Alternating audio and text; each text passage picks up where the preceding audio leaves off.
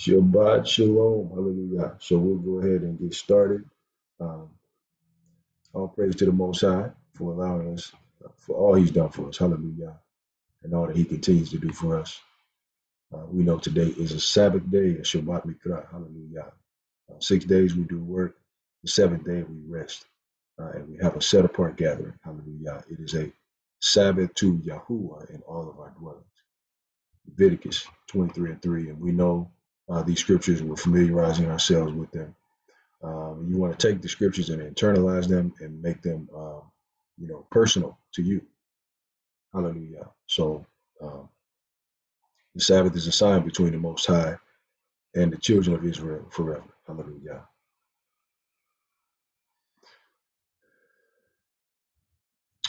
We also know that the Sabbath is a covenant. We're keeping covenant when we keep the Sabbath. Hallelujah.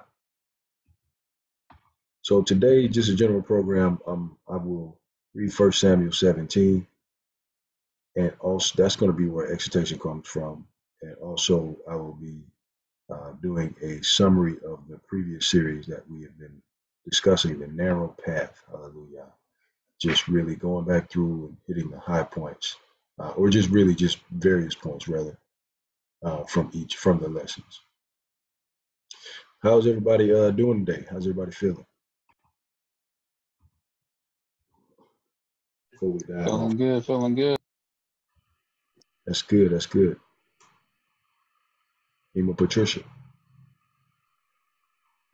Feeling great. How are you? I'm doing well. Doing well. Hallelujah. Wonderful. So just some announcements. We know the Sukkot details are coming soon. Feast of Tabernacles. When I have more to share, I can share that with you. Hallelujah. Hallelujah. Let me see. Give me 1 second, real quick.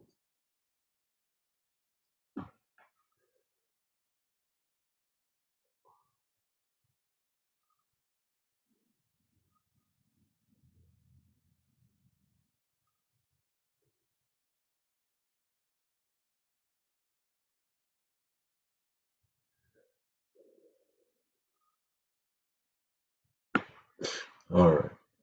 Here we go. So, hallelujah. So let us begin. I will stand and blow the shofar, and then I will pray for us. Hallelujah. Give me 1 second.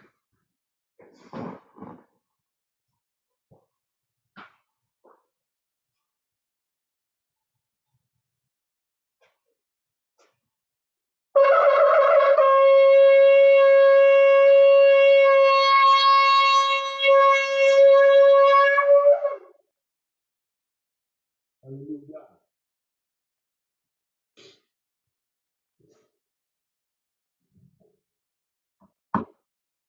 Hallelujah. Hallelujah. So I will pray for us. We will go ahead and Father Yahuwah, we give all praise, honor, and esteem to you, to your life. We thank you that you keep us every day. And Father, we ask that you will continue to light our path. And please, Father, guide our steps. Give us the courage to take the steps that you are leading us to take.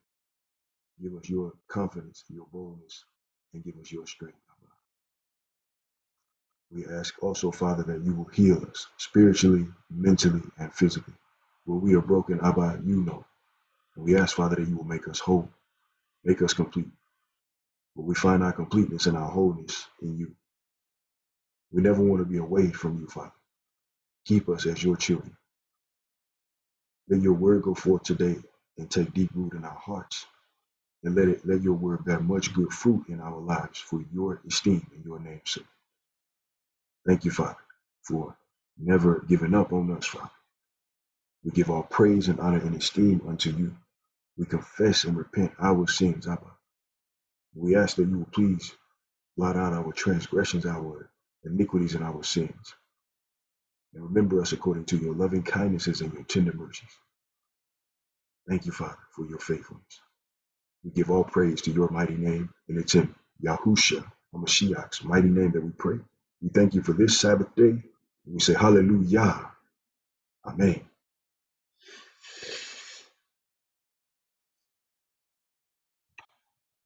Hallelujah. Hallelujah. So, quick sound check. Is everything okay? Can you hear me? Yeah, I can hear you. Torah, Torah. May the Most High, Yahuwah Elohim, add enlightenment, understanding, and edification to the reading and studying of His Word. Hallelujah. So we are all very familiar with the beginning portion of the presentation, which is what we go over often, which about the names of the Father and the Son.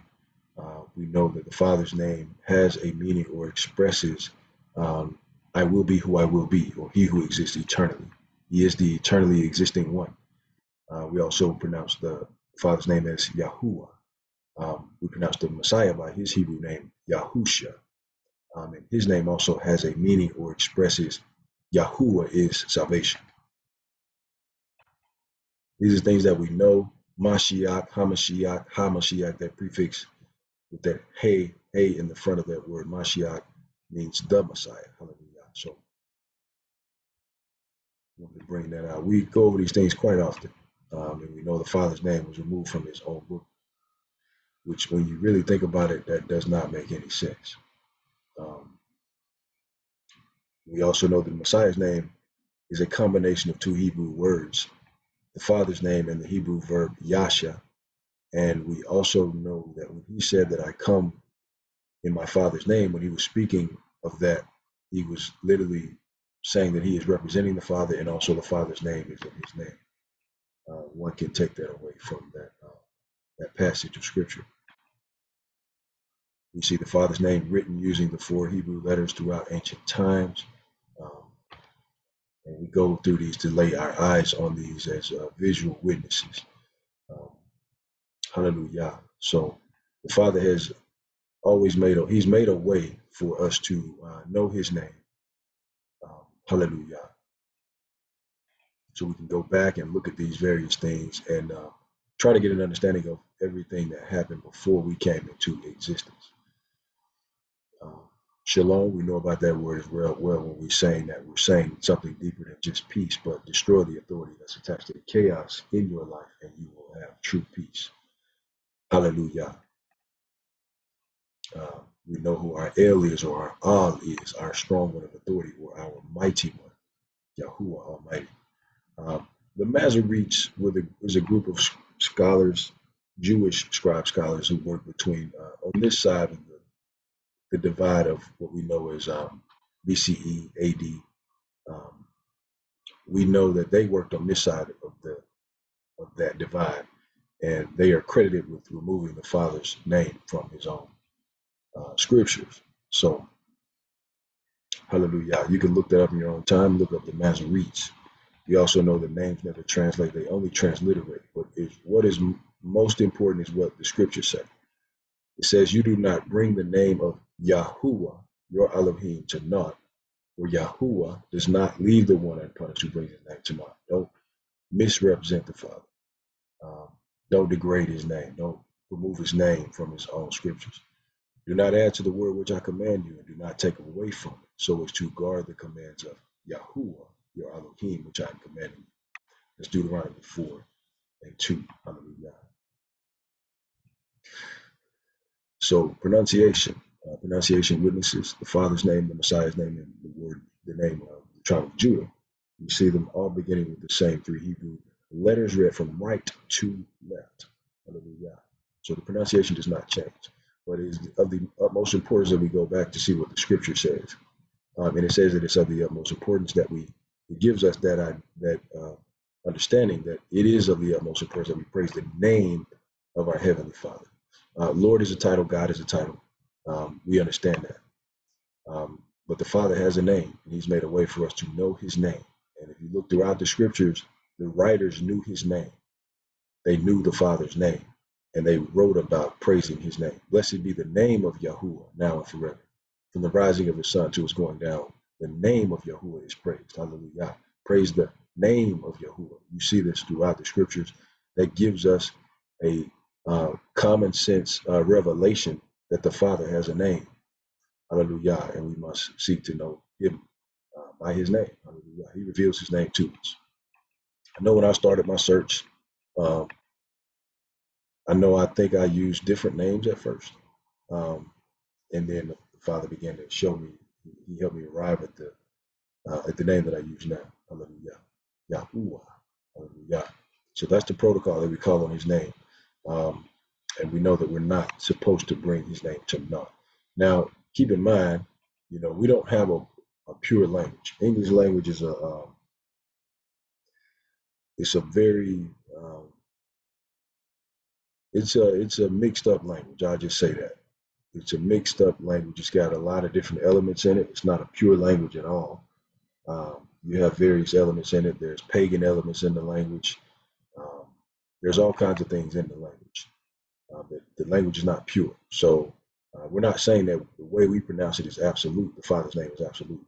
I'm just showing you basically some basic steps as to how how I came to know the Father's name, and a way you can follow. Rather, that's really what I'm kind of showing, a way you can follow how to get to the pronunciation of the Father's name and defend it if someone has to ask you as to why you use it that way. Again, the way, if somebody else pronounces it a different way, it shouldn't deter our fellowship as believers in the Most High and His Messiah. We should still be able to fellowship with each other. So our objective is to get as close as we can until Messiah comes and sets things in order. For then I shall turn unto the peoples a clean lips, so that they all call on the name of Yahuwah to serve him with one shoulder or one accord. That is Zephaniah 3:9. For then, that means that is a future tense, that's a prophecy. And speaking of a certain time. The Mount Sinai encounter. Some pronounce it Mount Sinai.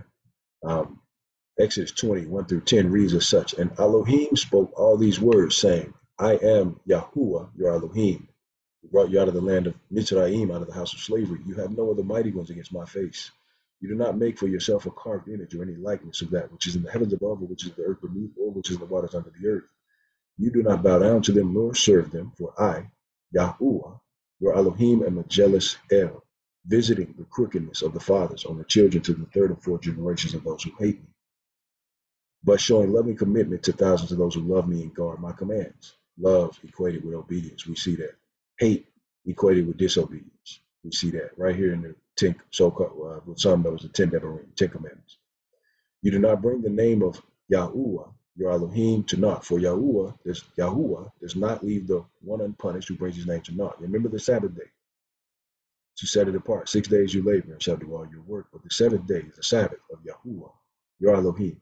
You do not do any work, you, nor your son, nor your daughter, nor your male servant, nor your female servant, nor your cattle, nor your stranger who is within your gates. For in 6 days Yahuwah made the heavens and the earth, the sea, and all that is in them, and rested the seventh day. Therefore Yahuwah blessed the Sabbath day and set it apart. Respect your father and your mother, so that your days are prolonged upon the soil which Yahuwah, your Elohim, is giving you. You do not murder. You do not commit adultery. You do not steal.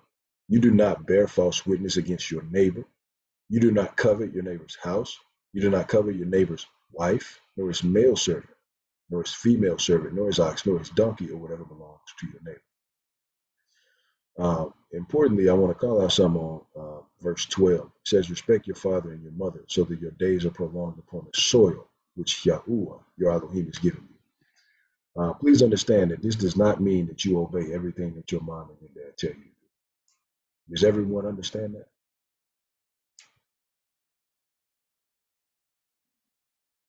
I pray that that's clear. This does not mean that you obey everything that your mother and your father tell you to do, because everything that your mother and your father tell you to do may be against the word. Some things that they tell you may be against the word of the Most High. So in essence, what this is saying is you honor them, you esteem them in the position that they have in your life. These are the vessels that the Most High used to bring you into the world. No doubt they have an esteemed position. You respect them, you honor them, you take care of them, you look out for them. But where there is a divide, or where there is a conflict between you keeping the word and obeying what they say, you always keep the word of the Most High.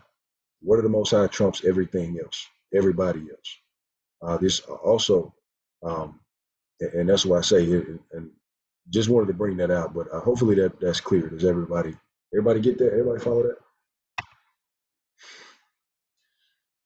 Pretty straightforward. Good to meet out. Yeah. Torah Aki, Torah Mori. Hallelujah. Shema Yes. Deuteronomy 6:4-9. Hear, O Yasharal, Yahuwah, our Elohim. Yahuwah is one. And you shall love Yahuwah, your Elohim, with all your heart and with all your being, with all your might. And these words which I am commanding you today shall be in your heart. You shall impress them upon your children, and shall speak of them when you sit in your house, and when you walk by the way, and when you lie down, and when you rise up. And shall bind them as a sign on your hand, and they shall be as frontlets between your eyes. You shall write them on the doorposts of your house and on your gates. Hallelujah. We are houses and we have gates. Love your neighbor. So we should filter everything that we do, everything that we experience, everything that we experience through our gates should come through the word. The word guards our gates. Do not hate your brother in your heart. Reprove your neighbor for certain and bear no sin because of him. Do not take vengeance or bear grudge against the children of your people. And you shall love your neighbor as yourself. I am Yahuwah. I am Yahuwah. Hallelujah. So he's showing us that about his character. We see these statements all the time in the Bible where it says, I am Yahuwah, depending on the translation you may have. But you'll see that statement. And he's telling us that this is what you're supposed to do. I'm your father. I'm the Most High. I'm giving you my commandments, and his commandments, his instructions, they mold us to be like him. They mold our character to be like his character. Hallelujah. On these two commandments, we know about these two, right? As well. Messiah speaking in Matthew 22:37-40. And Yahusha said to him, you shall love Yahuwah, your Elohim, with all your heart and with all your being and with all your mind. Hallelujah. This is the first and great command. And the second is like it. You shall love your neighbor as yourself. On these two commands hang all the Torah and the prophets. On these two commands are based all the Torah and the prophets. You can read this in its proper context. This is what Messiah is saying. He is not saying that these two commands replace the Torah and the prophets. I've actually seen a group build a doctrine off of these two, only keeping these two. I don't understand it, but you can see that what he's saying is on these two commands hang all the Torah and the prophets. So the Torah and the prophets are based upon these two commands. Hallelujah. Even if you were trying to build two, say you were trying to, you knew a person theoretically was trying to build a doctrine off just these two. Anybody see a problem with that?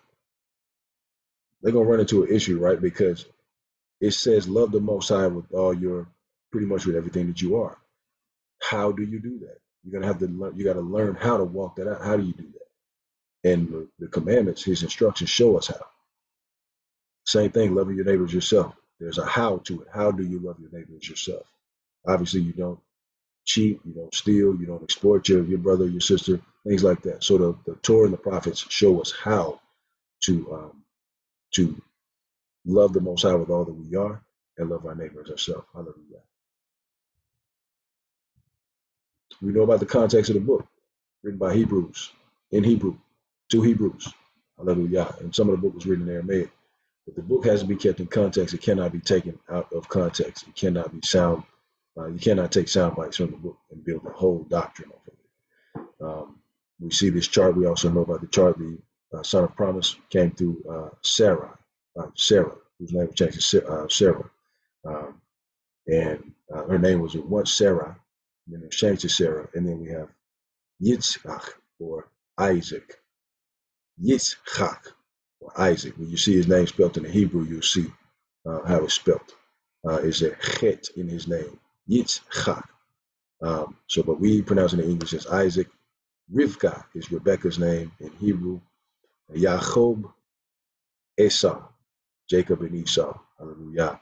We also see Jacob's name was changed to Yasharal, Yisrael, depending on how people pronounce it. That's where we get the 12 tribes from. For I am Yahuwah, I am Yahuwah, I shall not change, and you, O sons of Jacob, shall not come to an end. Hallelujah. So it doesn't matter what they do or try to do. They cannot wipe us out. Torah is our foundation. We got to keep Torah. I'm just going to say it plainly. You can't expect that you got a relationship with the Most High and you're not keeping Torah. That's just facts. We read that in the Ten Commandments. And we read that in Matthew 7, where the Messiah said that many are going to say to me on that day, Wasn't I doing A, B, and C? Wasn't I doing these things? And he's gonna say, I never knew you, you workers of iniquity, which is lawlessness. Now, when you look up, and I haven't done a study on this, but there's a difference between what we call sin, transgressions, and iniquity. I advise you to look those things up as well. I don't have anything prepared, and I haven't done an in-depth study on it myself. Um, but there's a certain nature in all of us that we have to overcome. We know sin is transgression of the law. Um,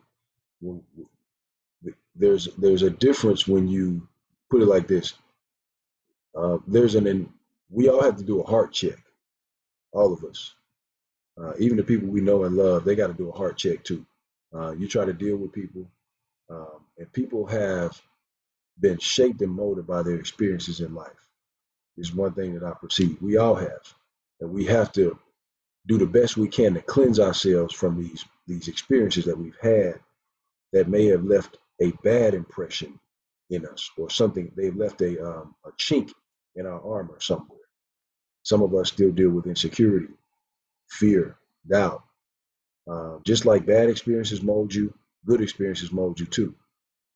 And that's why I say we have to go and cleanse ourselves of these bad experiences. We have to face these fears that we have, and we have to overcome them. Fear is negative energy. Worry and doubt going around in your mind and in your body, that's not what you want. You don't want that in you anywhere. Um, you don't want insecurity in you. Insecurity is rooted in fear. If you boil it all the way down, it's rooted in fear. You're fearing something somewhere. Same thing with pride. Pride also, and pride is a tricky one. Pride is also rooted in fear. If you boil it all the way down, there's a reason that a person feels they need to be boastful or prideful. Boil it all the way down, you'll find a gap somewhere. You'll find a hole somewhere, and it's going to be a hole of fear somewhere. Um, Real confidence does not need to let everybody know it's confident, meaning boast in itself. Real confidence don't require boasting. You just be confident in who you are. You don't have to boast about it. You don't have to tell anything about it. Your real confidence is seen. People won't see it dripping off of you that you're confident. But if you're boasting about it, that's different. That's actually highlighting a bigger issue. Hallelujah. So I pray everybody understands what I mean. Torah is our blueprint. Torah helps guard us. And these are things we know, because we're going to do some discussion today like we did last week as well. But Torah is what helps guard us. And we have to get the right perspective on Torah. Because we got our own. Let's be honest with each other for a moment. When you start to introduce, say you've been taught, like a lot of us have, we've been taught for a long time, that we really don't have any laws that we have to follow per se. As long as we doing good to everybody, and we go to church, we tackling the things we need to tackle, handling our business. We ain't treat nobody bad. We ain't out there doing what we see on TV, what we may consider evil, according to the world's definition. We had that kind of mindset at one point where we really thought we didn't have anything to do. We just live in this matrix, this world. But that's exactly what it is. It's a matrix. It's been set up a certain way. Religion has been structured a certain way, and the world has, to play on your vices, and also the world plays on your vices, and religion makes you. If you're following the structure of religion is man-made. It's about relationship, not religion. You don't see a Baptist or a Methodist in the Bible. You don't see an Episcopalian in the Bible, a Pentecostal in the Bible. These are terms that man has placed on people. And Yochanan was not called John the Baptist, so he wasn't no Baptist. Let me just bring that up. But you got to look these. We got to get our own understanding. Religion. If you're following religion, you're following, in essence, something that may make you feel good. Something that may make you feel good. You go to church every Sunday, but you live how you want to live. Monday through Saturday, and also Sunday after church. You live how you want to live. That feel good lasts for a little bit, and then that vice gets played on once again, and then boom, you back into the cycle. It's a matrix. The world we live in today is flawed. We know that. The Bible tells us that. If you watch CNN or if you watch the news, they'll try to tell you that it's fixable. They're coming out with pills for depression. That's not a fix. They're coming out with trying to explain why people have uh, different disorders, psychological disorders. Uh, well, this is what happened, and this is what. That's not. They don't have the answers to that. It's spiritual. Is if you can tie a lot of sickness back to demonic presence. I just say it like that. Um, but I want to bring these things out because we got to open our minds up. And I know we're using a platform right now that the government owns or some entity owns. Which if you think that the government can't tap into this meeting when they want to, you um, wake up. I just say that, wake up. Um, so the thing is that we don't worry about these things. Your phone calls can be listened to. That device you got in, you think they can't turn the camera on anytime they want, or that listening device anytime they want, even when you got the phone off. Pay attention. Thing is, you don't walk around in fear while you're in this matrix. This matrix is going to be destroyed. This system that they got set up is going to be destroyed. The Bible tells us that. They keep telling us that everything's going to be better, or they're trying to work things out. Oh, this is what's going to happen. They're putting band-aids on gaping wounds. Then the band-aids actually getting swallowed up. The band-aids ain't doing nothing because it's man trying to fix a problem that's spiritual. I just say it like that. You can't fight a spiritual problem with physical means. Doesn't work. You're talking about two different realms. So in that regard, I just want, hopefully everybody has the right lenses on and they're looking at things the right way. They don't mean walk around in fear. Like I said, when you serve the Most High, you don't walk around in fear. You got to know that he got even this matrix in his hands. He's allowing things to persist the way he's allowing them to persist for a reason. There's a purpose to it all. It's not for us to try to figure out the purpose. That's where we get off into confusion. What's his name? Solomon said something, and pay attention to something that Solomon said. Solomon was known as one of the wisest men to have ever lived. In the book of Ecclesiastes, there's a verse, and I'm not looking at it right now. Maury Ron, you may know this verse, but he says that much studying wearies the mind. This is one of the wisest men to have ever lived, and he talks about that. He says, this is the conclusion of the matter. Fear the Most High, keep his instructions. That's what he said. That's the conclusion. Don't try to figure everything out. Yeah, you see a video on CERN. You see a video about GMOs. You see that they're doing this and they're doing that. Don't get your mind caught up in those things. Yes, okay, you look and you observe, you know what's going on, no doubt about it. You're supposed to do that.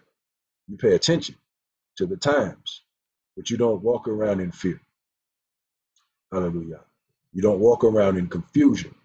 You are a being, a finite being. So you are designed. You can move your fingers, your arms, your hands. You can move. You can breathe. You're not even connected to you're not plugged into a circuit or a socket in the wall. What's keeping you alive? You are a spiritual being living in a body. You are life. You have life in you, rather. So there's a life source that's keeping you alive. The Most High is keeping you alive, keeping everybody alive, even the wicked. So that's why I say when we keep these things in perspective, it helps us to experience this world that he's created for us to experience righteously. And he shows us how to dominate and win in this system without compromising our faith. Hallelujah. I feel like I went on like a slight rant right then. Feel like I might have gone on a tangent. But our perspective is that, go ahead, Kevin, you have something? Oh no, I was just about to say no. It wasn't a tangent. It was a little eye opener, just to keep everybody involved, let everybody know what's really going on. Like don't just don't look at the world as what it is, because this ain't real. Like this is a simulation until we get to the next life. So these are words that people need to take heed. So definitely not a rant. You just spitting facts. Hallelujah. Toda Aki for your encouragement. Yeah, I'm not just speaking at everybody either. Y'all heard me say that before. I'm speaking to myself too, because fear tries to come on us all. Worry about that, thoughts about this, different things, and we have to fight that best we know how. And really, the way we do that is to we guard ourselves with the word. And we know our perspective on the Torah, right? This is how we demonstrate our love to the Most High. Blessed is the man you discipline, O Yah, and instruct out of your Torah to give him rest from the days of evil and to the pit door for the wrong. Think about that, to give him rest from the days of evil. Let's be practical for a moment. Let's be practical. It says the Most High instructs us out of his Torah, and he gives us rest from the days of evil. Okay, don't cheat with another man's wife. Okay, if you cheat with another man's wife, I think there's a proverb that says that a man that does that destroys his own soul. Don't quote me on that. It's in the Proverbs. Also, think about the cycle that occurs if a man does that. The man who experienced that, who's on the other end of that, now he's jealous. Now he's enraged. Now violence occurs. That creates a cycle. Now that man is scarred. That may change his pathway or his direction in his life in a way that he views a lot of different things, including relationships. I'm being super practical right here, but I'm just trying to break things out. Let's go even simpler. Keep the Shabbat. If you keep the Shabbat, you wasn't in the club on Saturday night on Saturday or Friday night when they were shooting it up. You was keeping the Shabbat. You was getting rest from the days of evil. The world don't keep the Shabbat. The world don't cater to the Most High. They don't keep his instructions. So in that regard, you are at rest from the days of evil. You are in that simple situation right there. But just we have to make the word is very practical.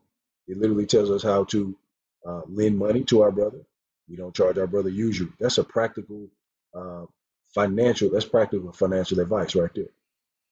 Don't charge interest to your brother. Your brother wants $100 from you, you give him $100 and he pay you back. You set the terms with him on when he pays you back or how he pays you back. But you don't charge him interest. He don't pay you back $101. He pay you back $100, whatever you loaned him. That's your brother. Now, brother meaning a brother that's in the faith, that's walking in Torah, that's actually trying to, that's, in that regard. But I'm just bringing these things out. The Torah is something that we must, the Father's instructions are something that we must become familiar with. Hallelujah. Because they show us how to be successful. They give us their health principles in the Bible. Hallelujah. The Bible even talks about fasting, how it makes your health spring forth. That's in the book of Isaiah, if I'm not mistaken. So just bringing these things out. Hallelujah. Truth. We have to know what truth is. It's got to have a definition. You can't have 3 or 4 different truths. A person that is an LGBT, whatever you call that acronym, you have some of those people that go to church. Let's pause for a minute. Time out. Okay. Some actually believe that they are not doing wrong. Now, you do have some that are going to church and they actually trying to overcome that lifestyle. I perceive that is the case for some. No doubt about it. Because people are trying to put themselves in an environment where they can overcome the vice that has been holding them for so long. There are people that have testimonies about coming out of that community, LBGT community. So you see that. Then you have some that go and they say, well, it's okay with the Most High. Right there, we gotta take a time out and say we obviously not serving the same, if you want to use that term, God. We're not serving the same God, because your lifestyle is calling the Most High a liar if you're saying he accepts that. You understand what I mean?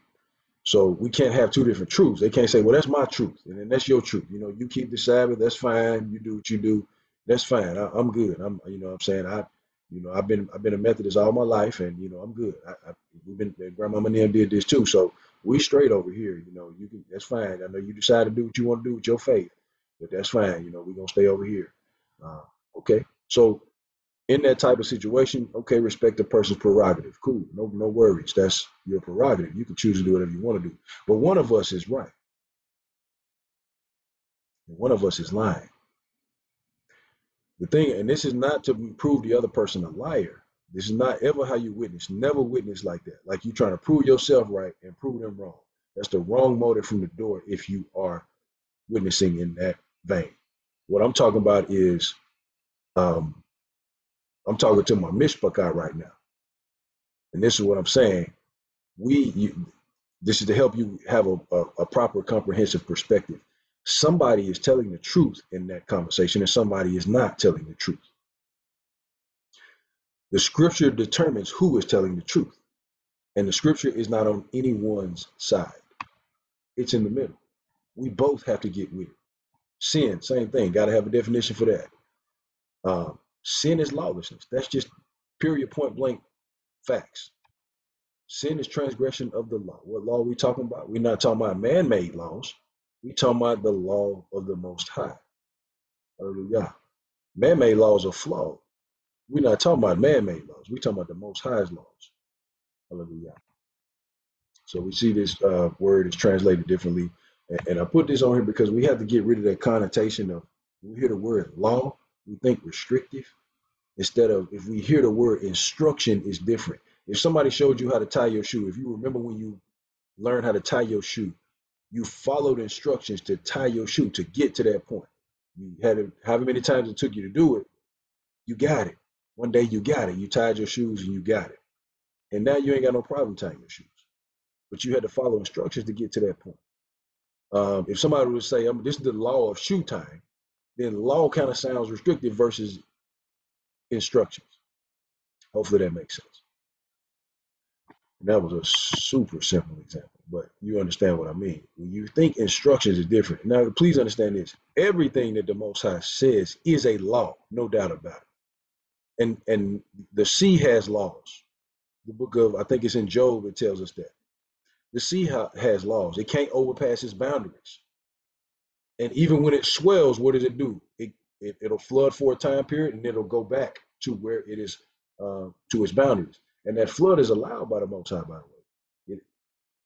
Same thing, when we look at various things, we see that the seasons have laws. You know what I mean? Depending on where you live, the seasons are different.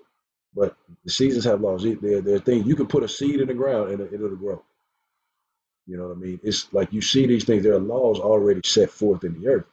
We have to understand the Father's laws, hallelujah, and walk in his instructions, his commandments. Now, are his instructions done away with? After that explanation, you can probably understand that even that question is a nonsensical question. It don't even make sense.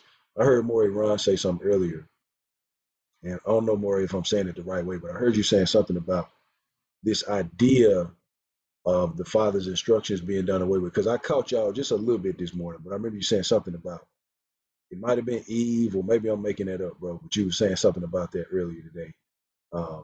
But this whole idea about the Father's instructions not being valid for today, they go all the way back to the garden. So it's not new. Go ahead, Maury. Right. No, exactly. So yeah, so this morning we're just trying to going back to the beginning. And so in Bereshit, or Genesis chapter 2, you see that that Elohim gives a command, do not eat. But then right there in Bereshit 3, we see Satan come along and says, you can eat. As if to say what the Father said didn't matter. But later on in that passage, you see where Eve said that the serpent deceived her. And so we have to make sure that if we got to choose a side, and we got to choose either we're going to listen to what Elohim says, or we're going to listen to what Hashatan says, or what the world says, or what religion says, or what people say. Because when it all stacks up, when it all comes out to bear, it's before Yahuwah that we have to stand, and it's based on His word that we're going to have to give account of. So it doesn't matter about the rest, but that's the narrative that Satan gives, is that, hey, you don't have to do what Elohim says, and that's absolutely not true. Toda Aki, I appreciate you bringing that out. That's Maury Ron Hill from Great Awakening, Jackson, Mississippi Assembly. By the way, for those who don't know him, it's my brother there. But yeah, great point. And that's what we're dealing with today. We got, really, if you want to boil the fight down of today, is you got people that's trying to keep Yah's laws, and then you got people that's not trying to keep Yah's laws. That's real simple. That's straightforward, right down the middle. And what Messiah say? He said, when he come back, please do not be in the middle. I ain't gonna say he said, please. He said, pick a side. Do not be lukewarm. Because if you lukewarm, you're on the wrong team, and you're gonna be counted with those on the wrong team. You have to pick the side that, obviously, the right side, which is his side. And we talking about the narrow path. He said, that's the path we gotta walk. This is the one we gotta walk. This is what we've been talking about this entire time. And today I'm gonna summarize it. But that's what we've been talking about is the the uh, the narrow path. I'm gonna get to a part today because I want to bring something out. People try to push your buttons, Mishpachah. Um, some people do it blatantly. Some people do it with an undertone in their voice or an undercut. Comments people make. People try to push your buttons. It's not people. It's really the enemy. We war not against flesh and blood, but against principalities. We hear that so much, right? But we deal with flesh and blood. We deal with this realm, and you can tell because you it's like you can understand what I mean if you ever been in these types of situations. But people will try to push your button, and then if you pull back for a minute, you can see it's the enemy trying to get you off base. He's trying to take your peace. He's trying to skew your mind. You're thinking on something. He's trying to make you afraid or operate in fear. That's what he does, and he uses people to try to do it. But we war not against flesh and blood, so we got to have some type of spiritual ammo to fight back. Hallelujah. And in a practical way, somebody try to push your buttons, you respond in kindness. That is absolutely not easy. That is not easy. That's like you literally throwing water on fire. Instead of you responding in anger, now you're throwing grease on fire, or you're throwing water in a grease fire, if you know what I mean. For those who are familiar in the kitchen, you already know you do not put water in a grease fire. Um, but that is not how you put it out. But what I'm basically saying is that we try to calm the situation, even though it might be very hard for us to even do that. We calm the situation. Try our best to bite our tongue and not say anything or do anything that is out of character with the Most High. Hallelujah. So I'm gonna say the declarations today. I advise you to kind of make your own. It don't have to be this long. It don't even have to be exactly what I'm saying here. But get used to speaking life over your life. And when you say it, believe it. Believe it. Don't worry about what it look like right now. Just believe it. Just believe it and let the Most High do the rest. You put it in the atmosphere. You do your part in believing it and working towards it the way He leads you to, and let Him do the rest. Because if the Most High told you something, it is going to come to pass. It is going to come to pass. Fred Hammond got a song where he says, "Success is in your hands." It's really an exhortation. It's like a minute and some change long. He did on one of his albums. But the whole chorus, the whole song is, "Success is in your hands. Follow my plan. I've called you for this hour and placed in you my power. It's in your hands." So we do our part. Only one that can stop us is us. So we do our part. And now I've heard me say before, the only time you really lose is when you stop fighting. That's when you lose. You keep fighting. Hallelujah. And I know at times it can get real hard to keep fighting. I understand that. But keep going. That's why you got brothers and sisters that you can come together with and you can talk about things that you're going through and they can help you. You know what I mean? They can give you that strength just by being a person, an ear to listen to, ear to hear what you got to say. Them you getting it out of you and into another person's ear, your brother that's in the faith, that could help you release something. And also the Most High may give your brother or your sister a word for you that will encourage you in that time. You may not know what your brother or your sister has gone through, but hallelujah, when you share with somebody that you trust, you can find out. Hallelujah. Father Yahuwah, all honor and praise and esteem be unto you, Abba. You hold every detail of my life in your hands, and you are the authority over all that I have. And I thank you, Father, for the authority, the power, the victory, and the freedom that you have given me in Yahusha, the Messiah. I am indeed grateful for his sacrifice, for it is through him that I am redeemed unto you. It is my goal to live a life that's pleasing to you, Father, and it is your Ruach HaKodesh, your spirit, who helps me to do so. In faith with the authority that you have given me, I speak life over my life. I declare that I have wisdom to manage my finances wisely. I declare that I have more than enough and my household lacks for nothing because you are our provider.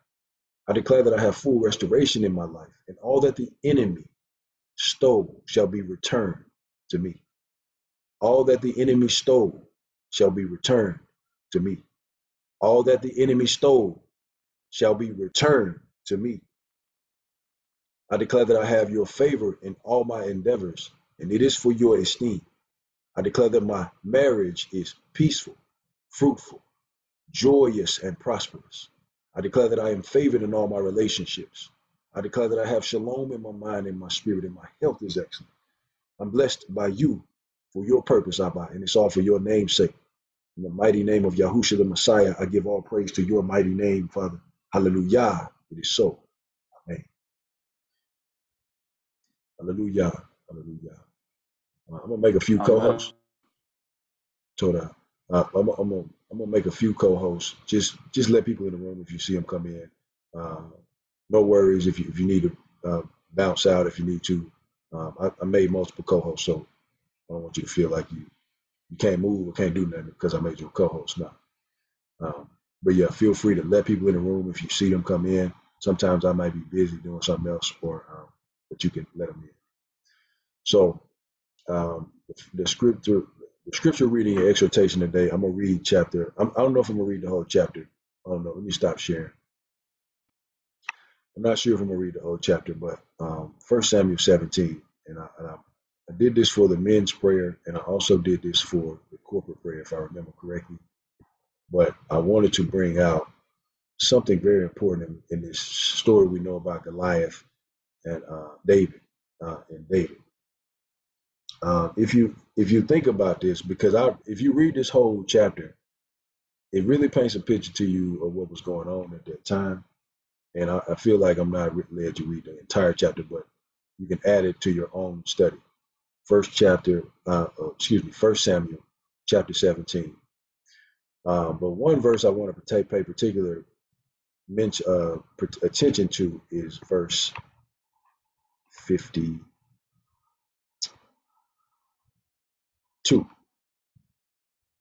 So I'm gonna read an excerpt, but I'm gonna just give you an idea. David was about to fight Goliath, but before this happened, well, he conquered Goliath. They were in this valley, right? Philistines had gathered to battle against Israel, and you got one group on one mountain, you got another group on another mountain. So you got the Philistines, you got the Israelites, and then between them is this valley. It says that they stood on this side on the other side. They was looking at each other, and this valley was between them. It says that they sent a champion out from the Philistines, camp of the Philistines. His name was Goliath. He was 6 cubits and a span. If you look that up in today's measurements, he's about 9 feet 9 inches tall. So that's pretty tall.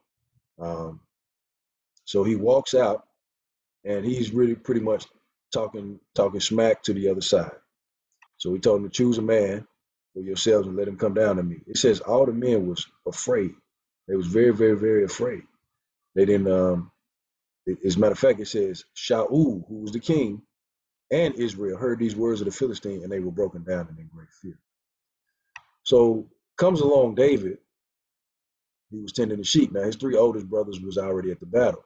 He had 3 older brothers. They was already at the battle. They were sons of Jesse, sons of Yeshai, Jesse. David's dad, Jesse, Yeshai, told him to go to his brothers, who was with Shaul. They was going to battle.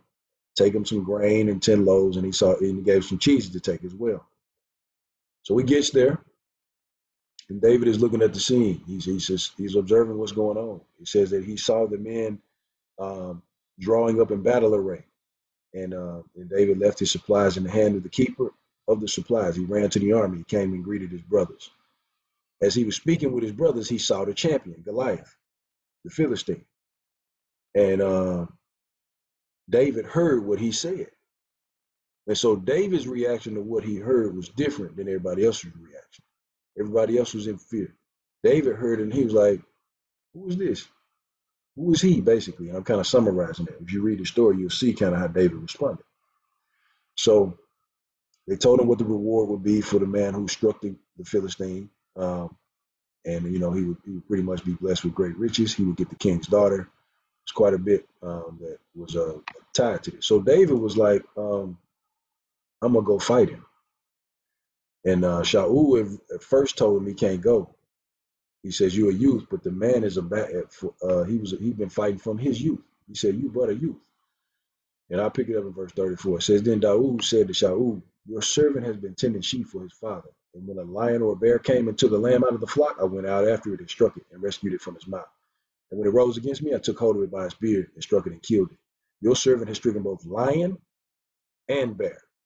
And this uncircumcised Philistine shall be like one of them, seeing he has reproached the armies of the living Elohim. Daud said, Yahuwah, who delivered me from the paw of the lion and from the paw of the bear, he does deliver me from the hand of this Philistine. And Shaul said to Daud, go, and Yahuwah be with you. I bring that out, family. Y'all can see this clearly, right? He had a track record with the Most High. That's why he was not afraid. And he even cited that that's how he was going to win, why he was going to win. Because I got Yahuwah Almighty with me. He was not depending on his own strength. He knew what the Most High could do through him. He's seen it before. He struck a lion and a bear. He got a track record. He had a history. Hallelujah. Now, with that being said, if you continue on, and I brought this out before. Saul tried to put his garments on David to go out to battle. David said these can't work. He started to go with them, and he said it couldn't work. He said, I ain't tried these. These ain't mine. So he had to go fight the way he knew how to fight. The way he knew how to fight. David couldn't wear another man's armor.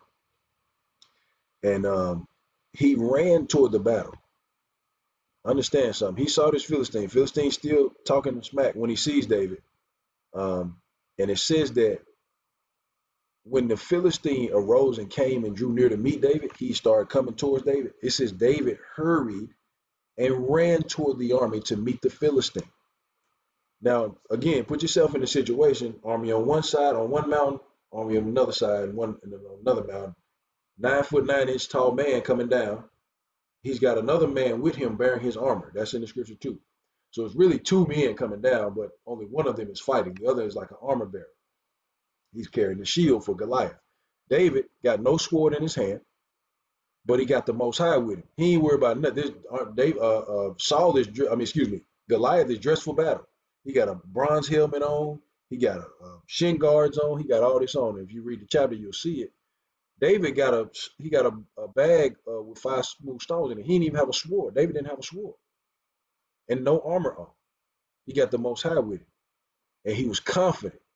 And please believe one can assume reasonably that this was not the first time that David has slung a slingshot, what we call a slingshot. This was not the first time he had done that. So hallelujah, just bringing that out. But he goes down, and it says that he slung the stone. It sunk into Goliath's head. Goliath falls forward on his face. He fell forward, fell on his face, to the ground. And David, with a sling, he struck the Philistine and killed him. There was no sword in the hand of David. Verse 50 says that. It says he ran, stood over the Philistine, took his sword out, Goliath's sword out, and cut his head off. And when the Philistines saw that their champion was dead, what did they do? They ran. Now, verse 52 is what I want to call out. The men of Israel and Yehudah arose and shouted and pursued the Philistines as far as the entrance of the valley and the gates to the gates of Ekron, and wounded the Philistines. And the wound of the Philistines fell along the way to Sha'arayim as far as Gath and Ekron. The reason I bring that verse out is because once David stood up and did the work that he was called to do, it emboldened the other men to fight as well. And let us apply this to our own lives. Others are watching and waiting for us to be who we've been ordained and called to be by Abba Yahuwah. So let us be encouraged to stay on the righteous and narrow path. We don't know who's watching us. Somebody's watching you from afar right now. They might even be in your family. They might even be in your household. They're not quite all the way walking in the truth, but they know it's something about what you're doing that is true. They got this feeling that's tugging at them. They know it's true. They don't quite yet know how to make the transition, but they know it's true. And right now they're appeasing what they know and understand previously versus walking in the truth. But they know they got this strong feeling that what you're doing is right. Don't be afraid to be who the Most High call you to be. I speak to myself as well when I say that. Don't be afraid to do the things he's called you to do, because he's with you. Wherever he calls, wherever he guides, he provides. So that's why I say always try to make sure you hear him in every step you take, because wherever he guides, he provides. You are not going to be by yourself, and things are going to line up. It may not. Sometimes the Most High, you can perceive this, he kind of holds a step back. He doesn't show you exactly for a reason. There's a reason for that. Because honestly, we might get in our own ways if he did sometimes. So he shows us the steps that we need to. Hallelujah. So trust in the plan of the Most High and rest in his sovereignty. His process brings the best out of us, and his word never fails. Meekness is not weakness, family. Be humble, keep fighting that good fight. Hallelujah. So what I'll do, it's good to see everybody. Hallelujah. I'm glad everybody is here. And one thing I will do is, like I said, I do want it to be a lot more interactive. I think I really enjoyed the last week when we had that conversation the way we did. That was good. I think it was edifying for a lot of people. What I'll do is I'll play some praise music now. And I kind of mix it up a little bit too. And one of the songs I got from my brother Ron Hill earlier. But I'm gonna play that, and may you be led to praise the way that you're led to. Hallelujah. And after that, we'll talk. So after the praise session, family, we're gonna talk, and we'll see which way the Most High leads us to continue on in today's lesson. But last week was great. We talked. That was what we did for the whole time, pretty much. We pretty much talked. It was an open discussion, and it was very, very edifying. Testifying. It was very, very edifying. A lot of good words spoken. So I will play my screen, play what I have on my screen here, and then we will continue on. Hallelujah.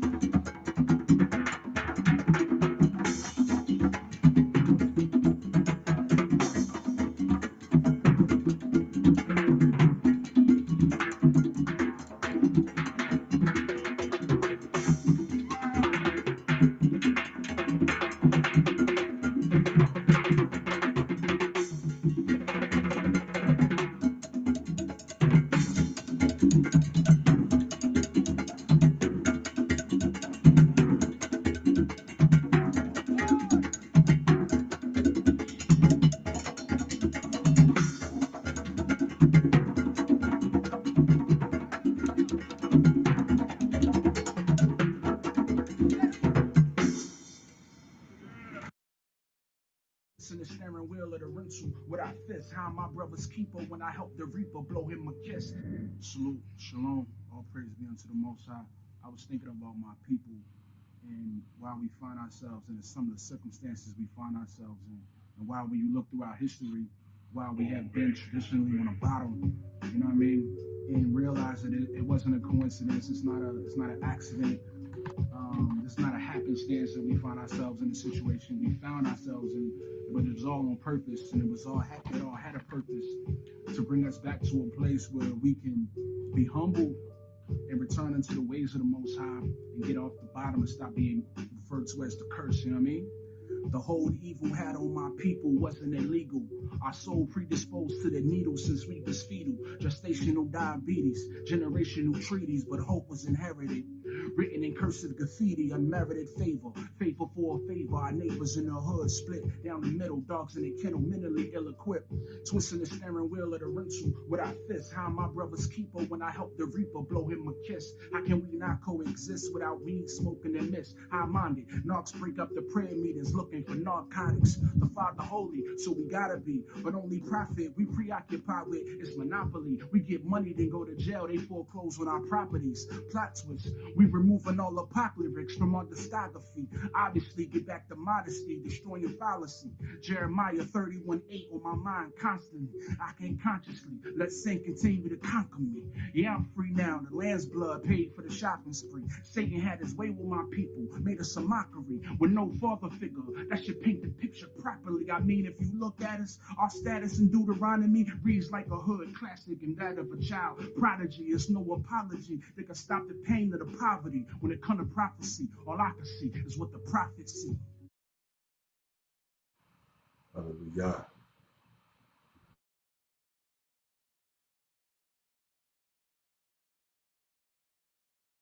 Yeah,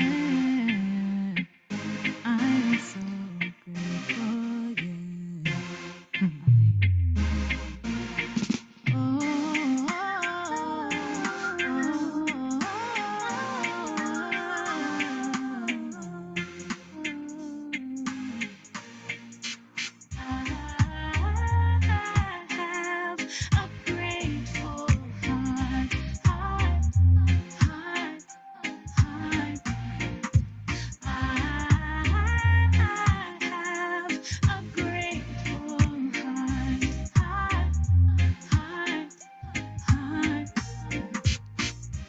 For every breath inhale, every breath exhale, I am grateful for all your perfect love, how your peace surrounds me. I'm grateful for all your mercy and your grace. I give you honor, give you praise. For you alone are truly great, and I am so grateful. I have a grateful heart, heart, heart.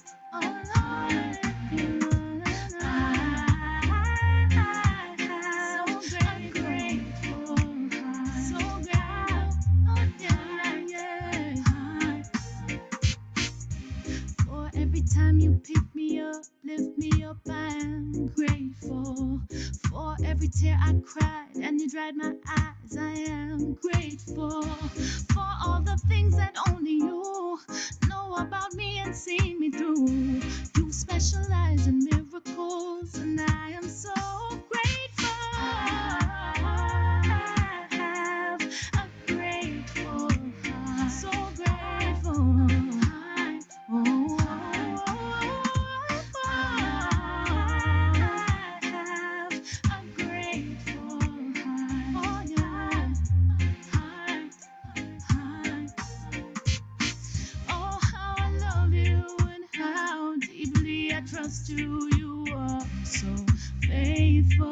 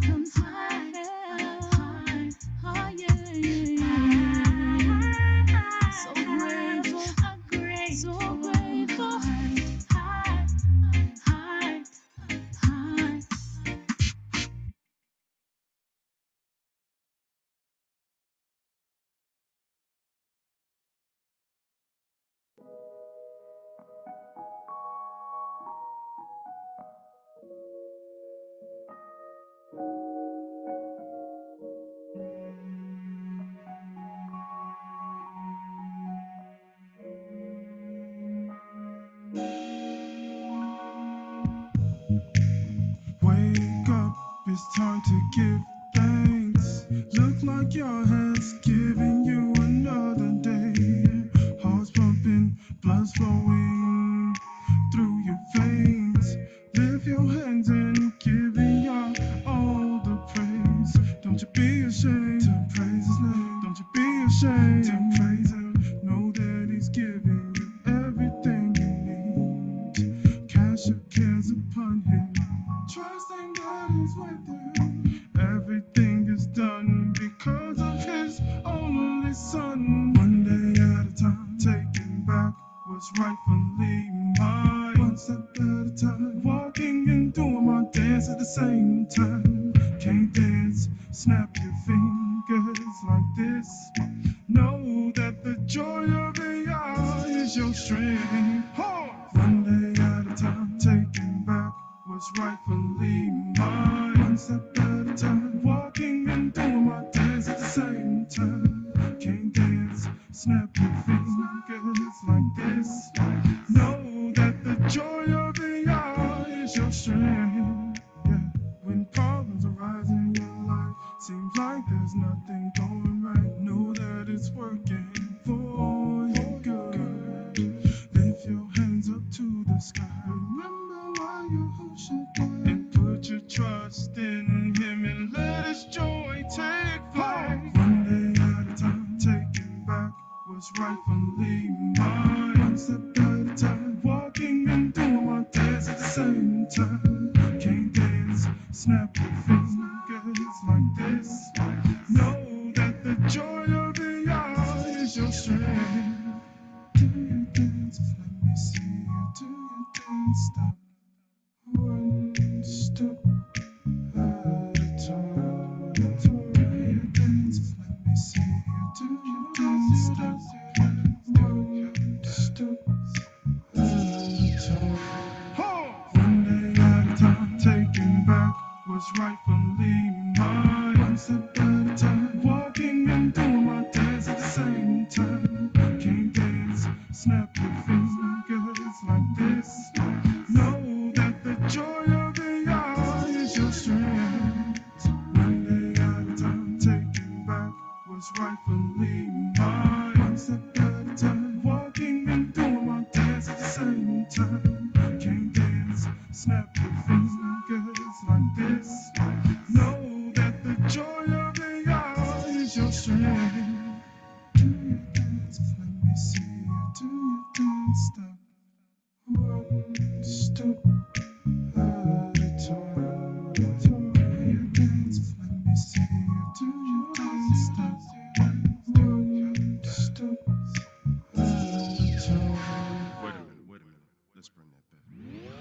Do your dance, let me see you do your dance. Stop one step at a time. Do your dance, let me see you do your dance. Stop one step at a time. Break it down.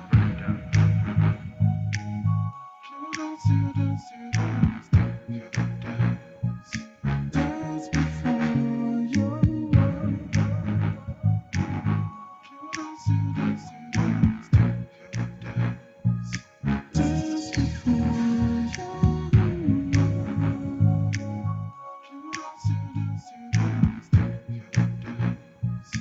Dance before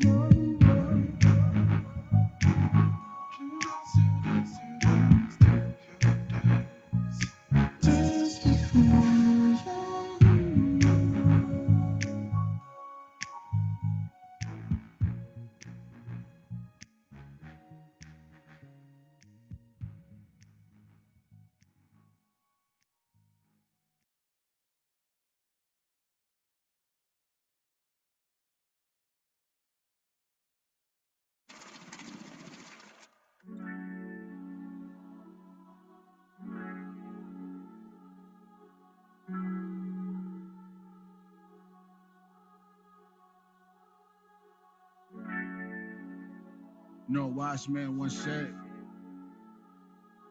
you know what a wise man once said? He said all of this was just vanity. Everything.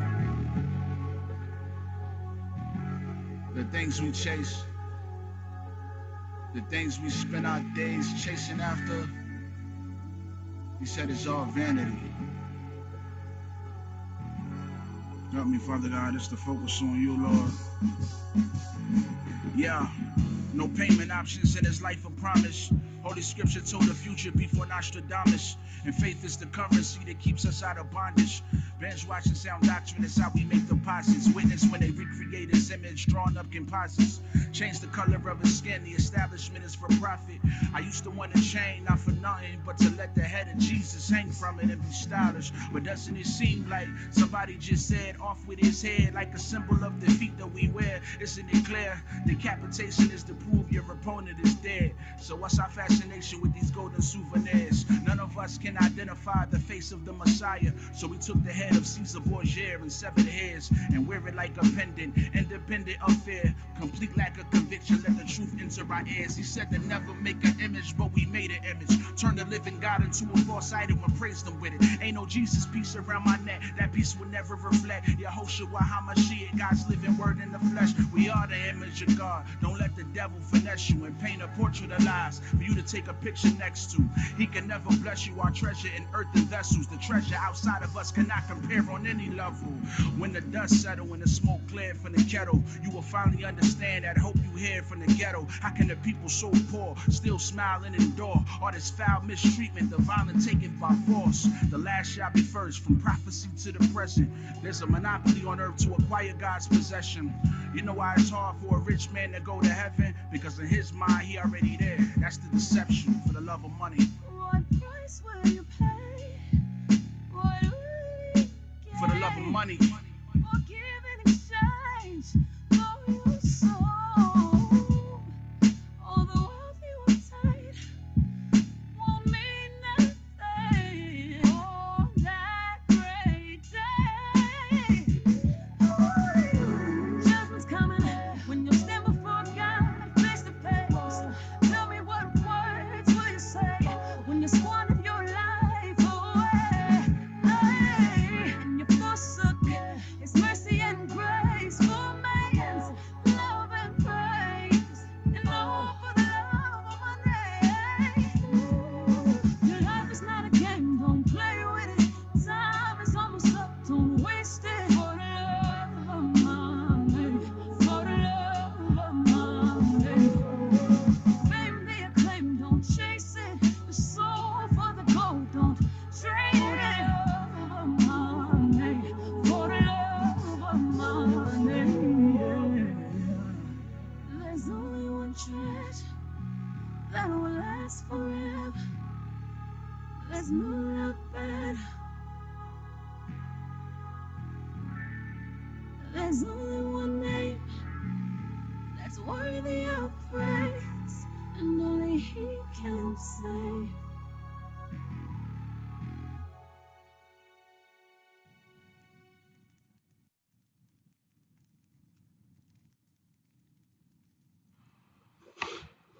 Hallelujah.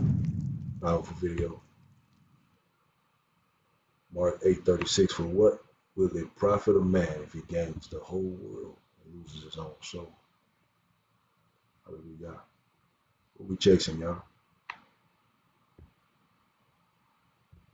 That's what it boils down to. What we chasing. And if you see in that video, when he won the competition, the rap competition, he got a chain put around his neck. Who gave him the microphone? It was a white hand that came into the screen and gave him a microphone. The oppressor is plainly stated. So, who built this system?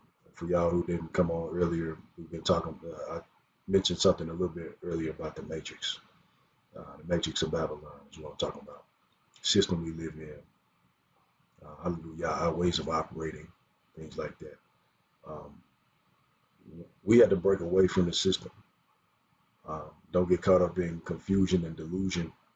We literally had to break away from the system. People ask, how do you do that? I understand that there are ways that, I understand we already in the system. We got things that some of us may depend on the system for. I understand that. But the goal is still to break away from the system. The goal is to depend on Yahuwah Almighty for everything we need. To not depend on the system, not depend on man. When we keep our focus on him, he starts to um, lead us in the way that we need to go. Case in point, we don't have our own things as a nation. We are a nation, but we're not operating as a nation. We dependent on other nations, and we're a nation of people. But we don't come together. We have not come together on a broad scale. But that is going to happen. Deuteronomy 30 says that that's going to happen. Our people are going to wake up. They're going to bethink themselves, and then the Most High is going to, hallelujah, he's going to maneuver things in a way or change the situation. We have to turn to him first. Turn back to the ways he's outlined for us to follow, not these man-made ways, these ways we've been following for so long, stuff we've been knowing. We can't get complacent. We can't get stuck in our minds and in our hearts. We have to keep our minds open to what the Father's telling us to do. Hallelujah. I think somebody I was on the phone with brought this out, that the root word of revolution is revolt. Wait, Ron, was that you? I believe it was. That was you. Yeah. How does a revolution start? It's going to be a revolt in some way, right? So we buck against the system. And we do it in a righteous way. We do it in a righteous way. Vengeance is the Most High's. I yield with that. But hopefully that inspires you to think. You notice one of the drinks he had right there was, he just had caffeine on there, but it kind of just, he opened that song up with a quote, or he was saying what a righteous man once said, what if everything we chasing is vanity? And I'm kind of summarizing what he said. Key word is chasing. We're supposed to be living. What we chasing? We're supposed to be living our life every day. We're supposed to be enjoying every day. We shouldn't be chasing a dollar or a man-made dream. Doesn't mean that you don't have goals. You have to tread lightly sometimes. I feel like I have to tread lightly when I'm talking about this, because some that are sensitive and may have all their chips in one basket in this Babylonian system may feel that's what I'm saying if I say that. If I say we chase man-made goals. That's not what I'm saying. That don't mean you don't have goals. That don't mean you don't set forth yourself some type of mark you're trying to reach. Your motive for reaching the goal should be righteous. That's what that boils down to. It should not be for self-gain. You got another degree or another zero on the end of your salary that you was doing it for yourself. No, that's all gonna fade away. Your motive has to be a righteous motive. It has to be for the Most High. It has to be him leading you to do it. Otherwise, you're being led by something that's not of the Most High. So I'm not saying don't have goals. Hallelujah. So have goals, but take your goals before the Most High. Make sure they're righteous. Check your own heart. Check your motive. See if your goals are righteous. That's real talk.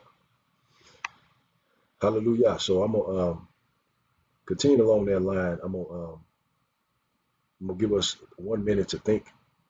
We're just gonna do 1 minute of meditation, but we're just gonna reflect on the goodness of the Most High in our own lives and what He may be saying to us in this season in our lives, and then we're gonna talk. Hallelujah. So give me 1 moment. I'll share my screen once again.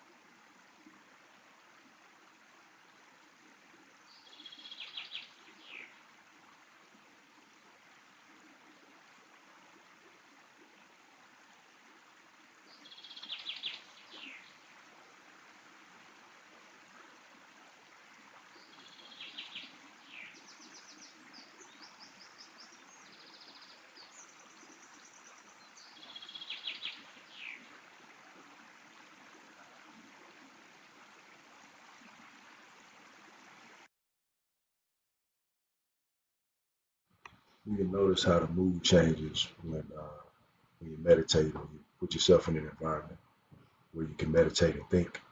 Um, it changes a lot. Changes a lot of it changes the atmosphere when you put yourself in that mode, and you can really hear from the Most High. Hallelujah. So let us make that a common practice. Good to see everyone. We're going to continue on with the presentation, and then we'll come to the point where we um, do our open discussion. So I'll share my screen once more, and we'll go from there.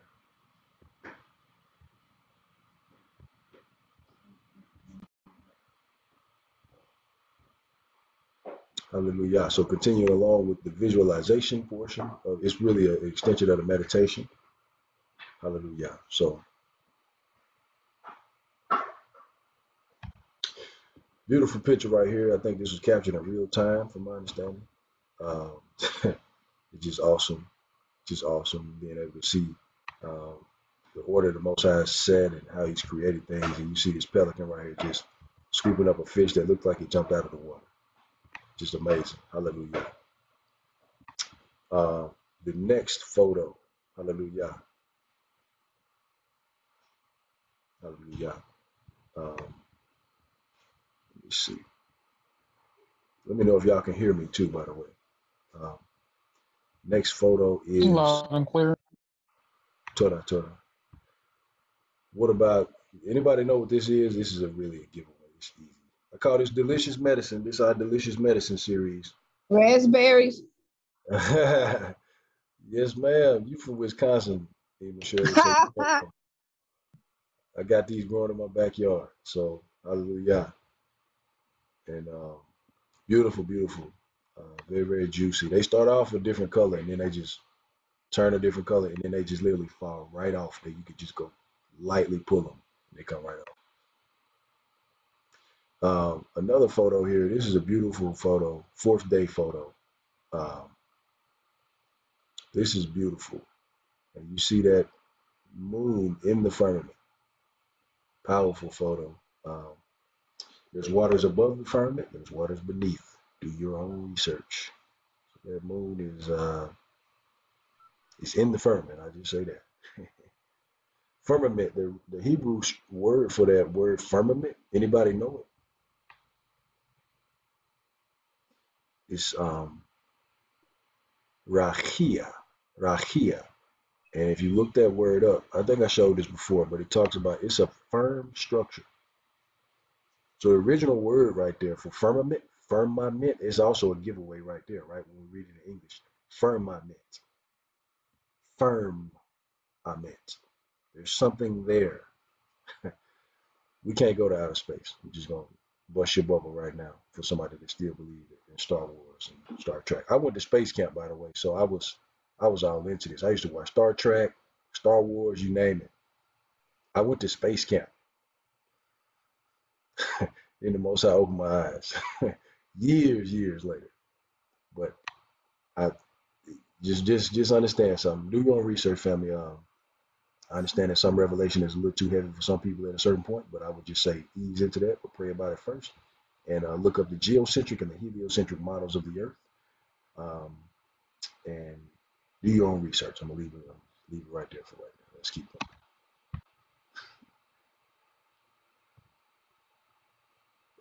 I thought about this when I put these up here. These scriptures up here. The voice said, "Cry out," and he said, "What do I cry? All flesh is grass, and all its loving commitment is like the flower of the field. Grass shall wither, the flower shall fade when the spirit of Yahuwah has blown on it. Truly, the people is grass. Grass shall wither, and the flower shall fade, but the word of our Elohim stands forever." And then Psalms 90, verse 12, teach us to number our days and let us bring the heart to wisdom. That first passage was Isaiah 40, 6-8. So, Mishpachah, enjoy your life righteously. Do your best to guard your heart, guard your peace. Be grateful for each day. Never take a moment of life for granted. Never take a minute for granted. 5 minutes ago was 5 minutes ago. Don't waste the next 5 minutes. Let's be encouraged to wholeheartedly follow our Abba's ways. Hallelujah. Thoughts when you see this picture? I got 3 more pictures I'm gonna show. Anybody got any thoughts when they see this one? Just whatever comes to your mind.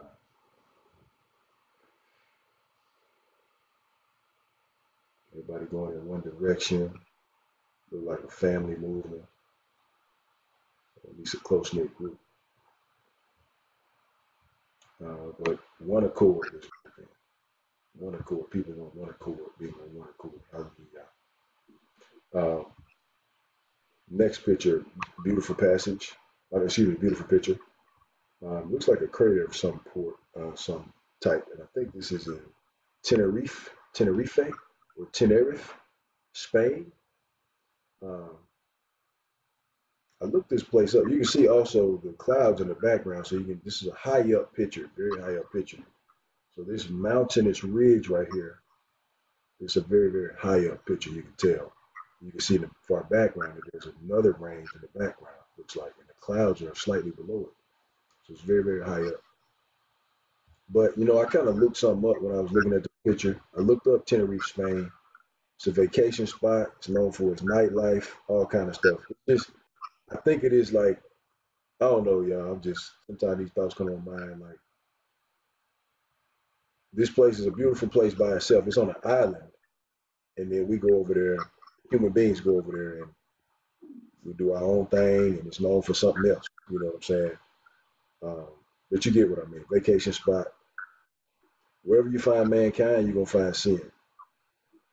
Just say it like that. Hallelujah. Last photo. Thoughts when you see this photo here?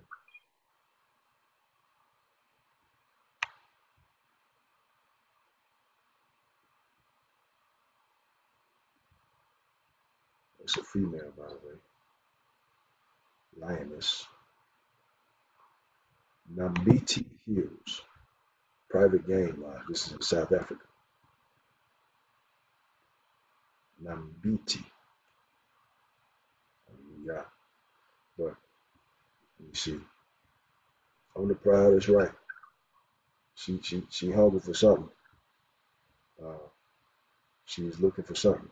She definitely is on a mission. On a mission. Hallelujah.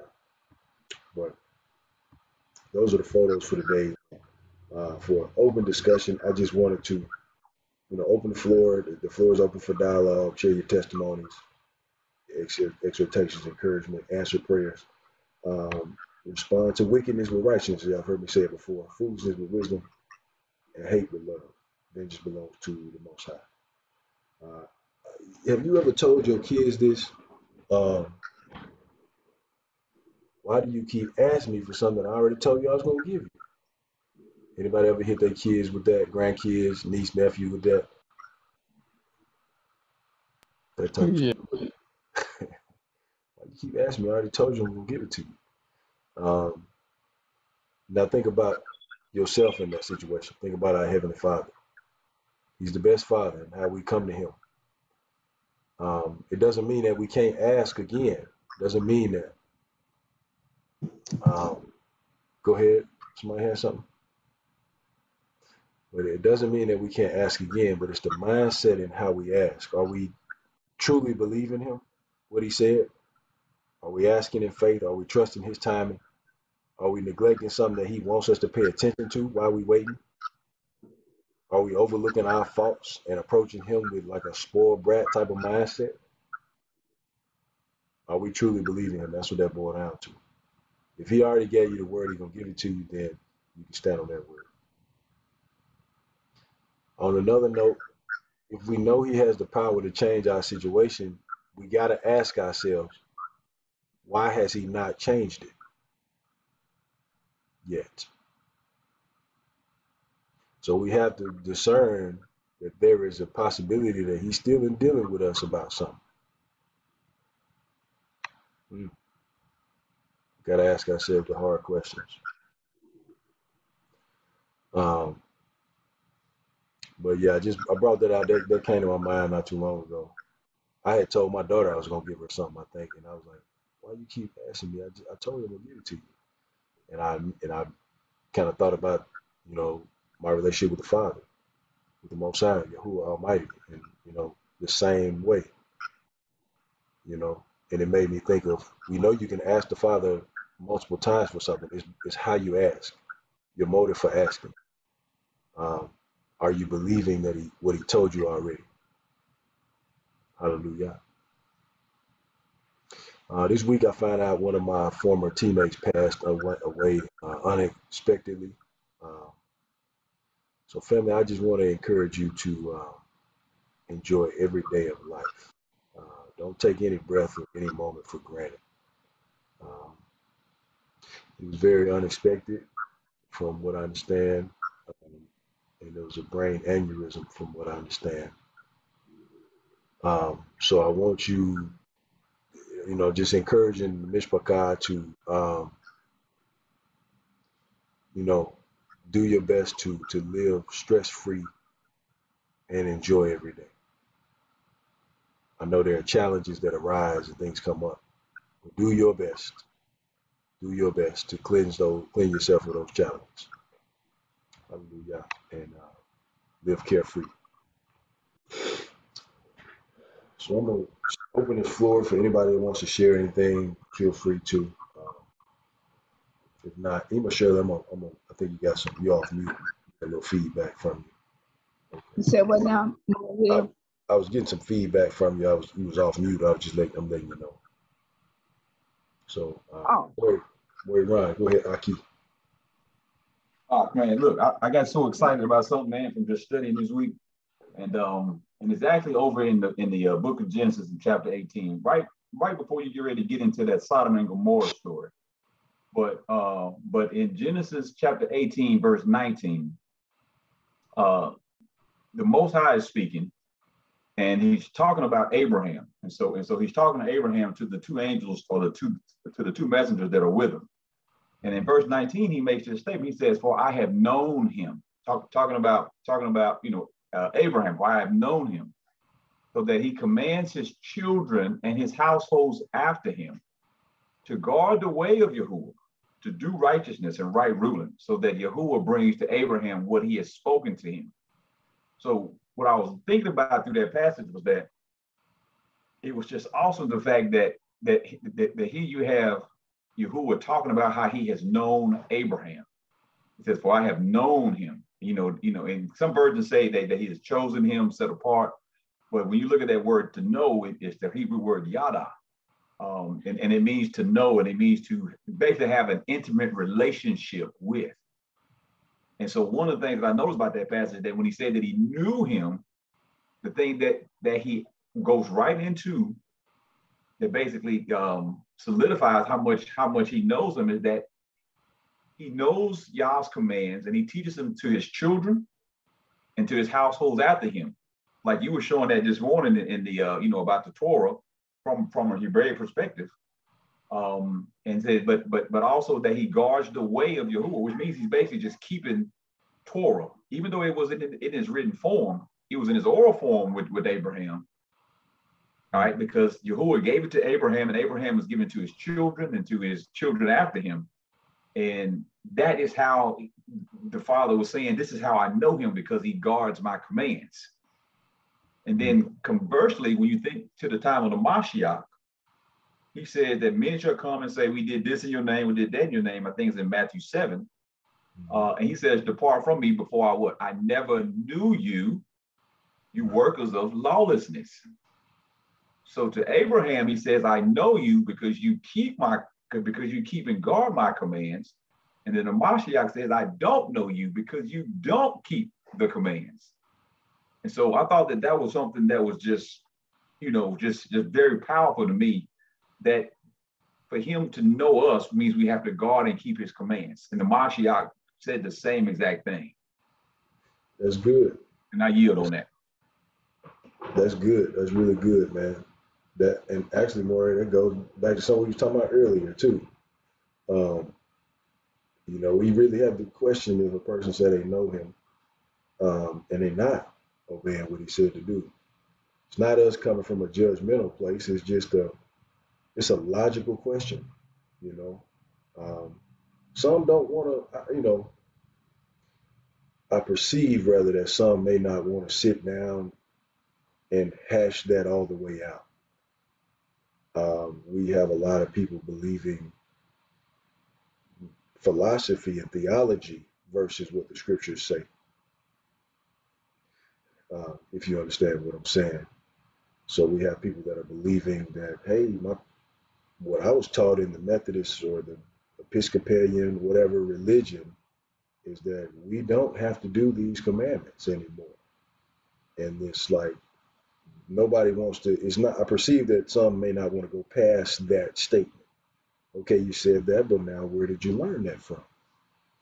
And that's where it gets in the gray area. Well, pastor said this, or I read this book and it said that, and they've been doing this since the early church and such and such, and these days, like, none of that's in the scriptures.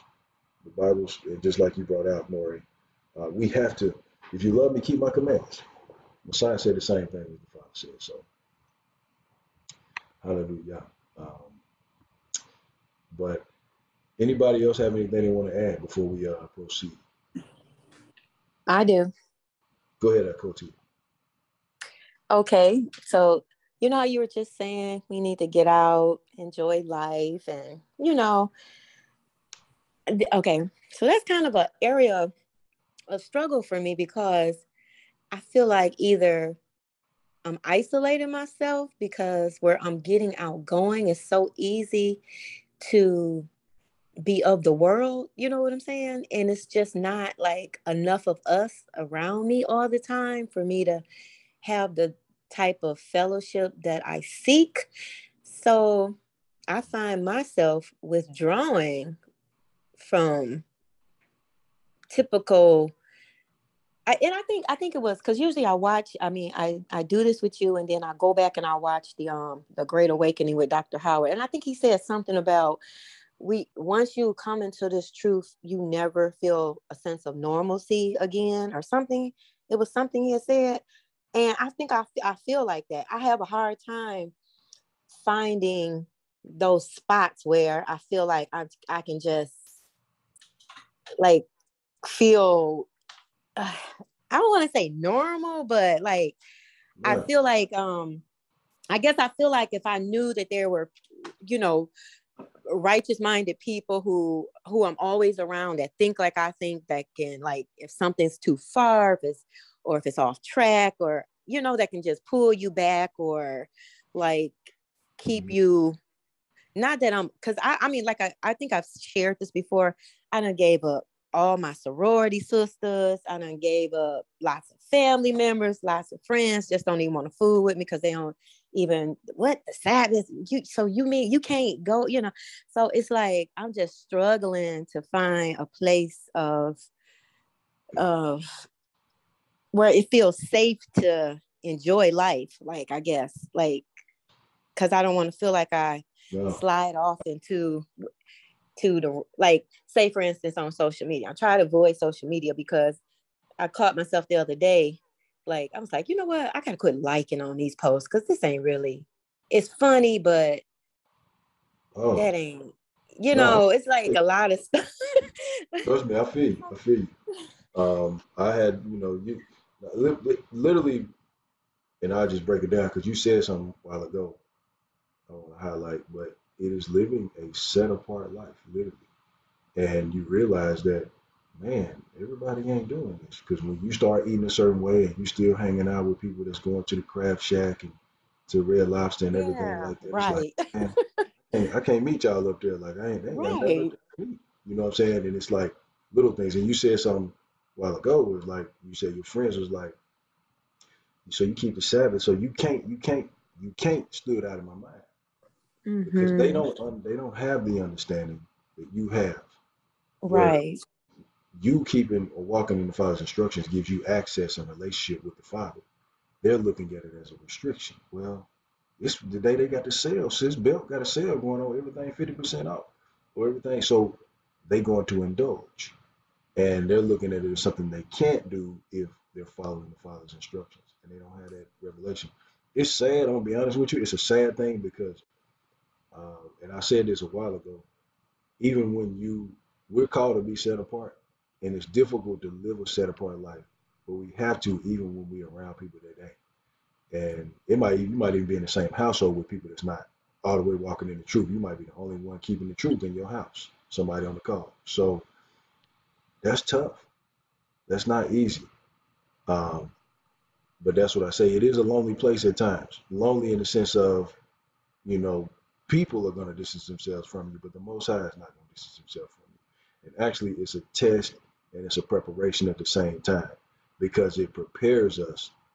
Because actually, when those people do wake up and begin to walk in the truth, your friends, your family members, whoever they may be, they're going to appreciate the example you gave them too in due time. So, but I know it's difficult. And enjoying life, yeah, you want to get out there for sure. Get out there and enjoy life, but you want to enjoy life through that righteous lens. You know what I mean? I'd be asking questions. We went to Chipotle. I went to Whole Foods yesterday. I don't even eat out a lot at all. I rarely eat out because I'd be asking questions. Went to Whole Foods and I was like, man, should I buy this meat that's in the package or should I go to the butcher? I went to the butcher, but sometimes I've gone to the butcher and I said, no, I'm not getting the meat because I can't trust them. So I had to ask this guy some questions. I said, man, does the beef ever touch the same surface as pork? And then he said, no, it doesn't. And then he also changed his bills before he gave me what I ordered. So he had some grass-fed beef. So I ordered some of that. But it's little stuff like that. I read labels, everything. I'll be in the store, and if it got what I call like a surprising one of them ingredients in it, I was like, yeah, I gotta put that back. Like I don't eat canola oil. I don't know. I try to avoid it. I say that they put it in everything. But I've told y'all this before. Canola oil has, if I'm pronouncing it correctly, it's uric acid. Uric acid is poisonous. Canola oil comes from the rapeseed. That name just sounds like something right there. Rapeseed has uric acid in it. So you do your own research on that. But yeah, I understand what you're saying, sis, with the trying to live set apart. It can definitely be lonely, but at times. But then he brings you around the right people, like right now. Imagine if we was all living in community. It'd be all good. We're gonna have a good time. You was talking about making up a dance to that step, to that song we had just played. You know what I'm saying? Yeah. So for you know, we jamming, we having a great time in community. And one day it's gonna be that. And right now we scattered, but we coming together and virtually like this and also physically at times as well. So it's gonna be Well, guess what? Next week I'm gonna go all by myself to that Detroit weekend that they doing. All by myself. Just link up with somebody I know from Feast Day or something, I guess. I don't know. Hallelujah. About? That's What not next week. Are you referring to? Not this weekend coming up the week, the first weekend of August. Yeah. What's going on? Dr. Howard and the Great Awakening Assembly in Michigan, Detroit, they having like a gathering. It's not a feast day. It's just really a gathering, and they calling it Detroit Weekend. So, oh, really? Yeah, people are going to that. If y'all are interested in that, please email me and I can. It's on the website. It's on the Great Awakening web. I'm sure it is. I haven't been on there. So Friday there's a free baseball game. Saturday there's worship in the park and stuff for the kids and face painting and animal petting and concert, Laura Vins and concerts and some other people I never heard of. And then I did. I said something. I did a couple of weeks ago when I first saw it. And then Sunday is an all-white boat cruise, a boat ride or something. No, sis, seriously? You coming with me? How much does that cost to stay at the hotel? We'll split it. I'll put it up for those who may be interested. I got it on the screen. Oh, here you go. Yeah. I would love to do that for Saturday and Sunday. I need a break. So they have different things. They got lots of different things going on. So you can check this out. It is on the website. So this is like a gathering they're having. It's not like a feast day or anything like that. It's just a gathering. So, but you're welcome to attend. I don't know much about the registration details, but they do have a number on here, and I think you can register on the site. I'm not sure. I'm pretty sure you can.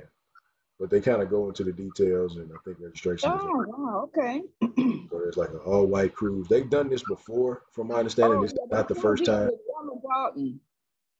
Yeah, actually, here it is. It's at the bottom. So the registration is at the bottom, but it is not a. Just bringing it out, like, yeah, this is not the first time they've done it. I think they've done it before. But you can definitely go to the website and just check it out. Wow. It's just really a gathering. It's like an in-person gathering. That's pretty much it for the whole week. Yeah, that's nice. Yeah. Mm-hmm. Yep. Okay. All right, sis. I'm gonna call you after Sabbath Okay. lesson this morning. Y'all keep us posted. Give us. We need videos and pictures. We want to see that. Okay. Yeah, that'd be. But good point, sis. I appreciate you bringing that out. Wow. Real good for bringing that out. That point about being, because it can be lonely, especially when you, like, sometimes I travel and I might stay with people and they don't eat the way I eat. So Yeah. like, I literally bring my own dishes and everything.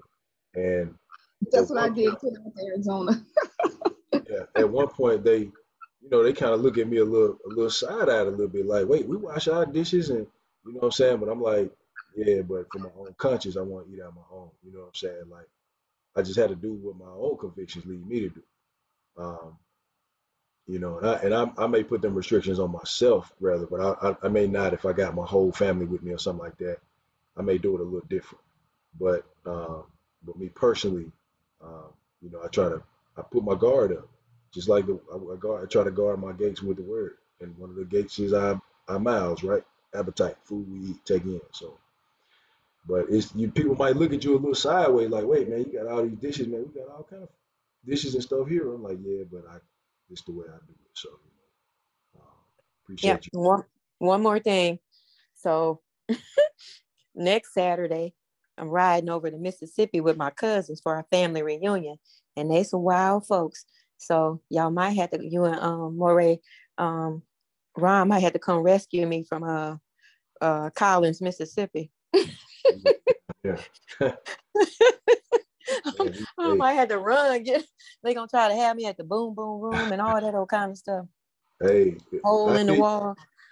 Yeah, you just gotta stay guarded. I just say that, stay girded, because you know. And I'm not gonna eat nothing because I know it's full of pork and everything.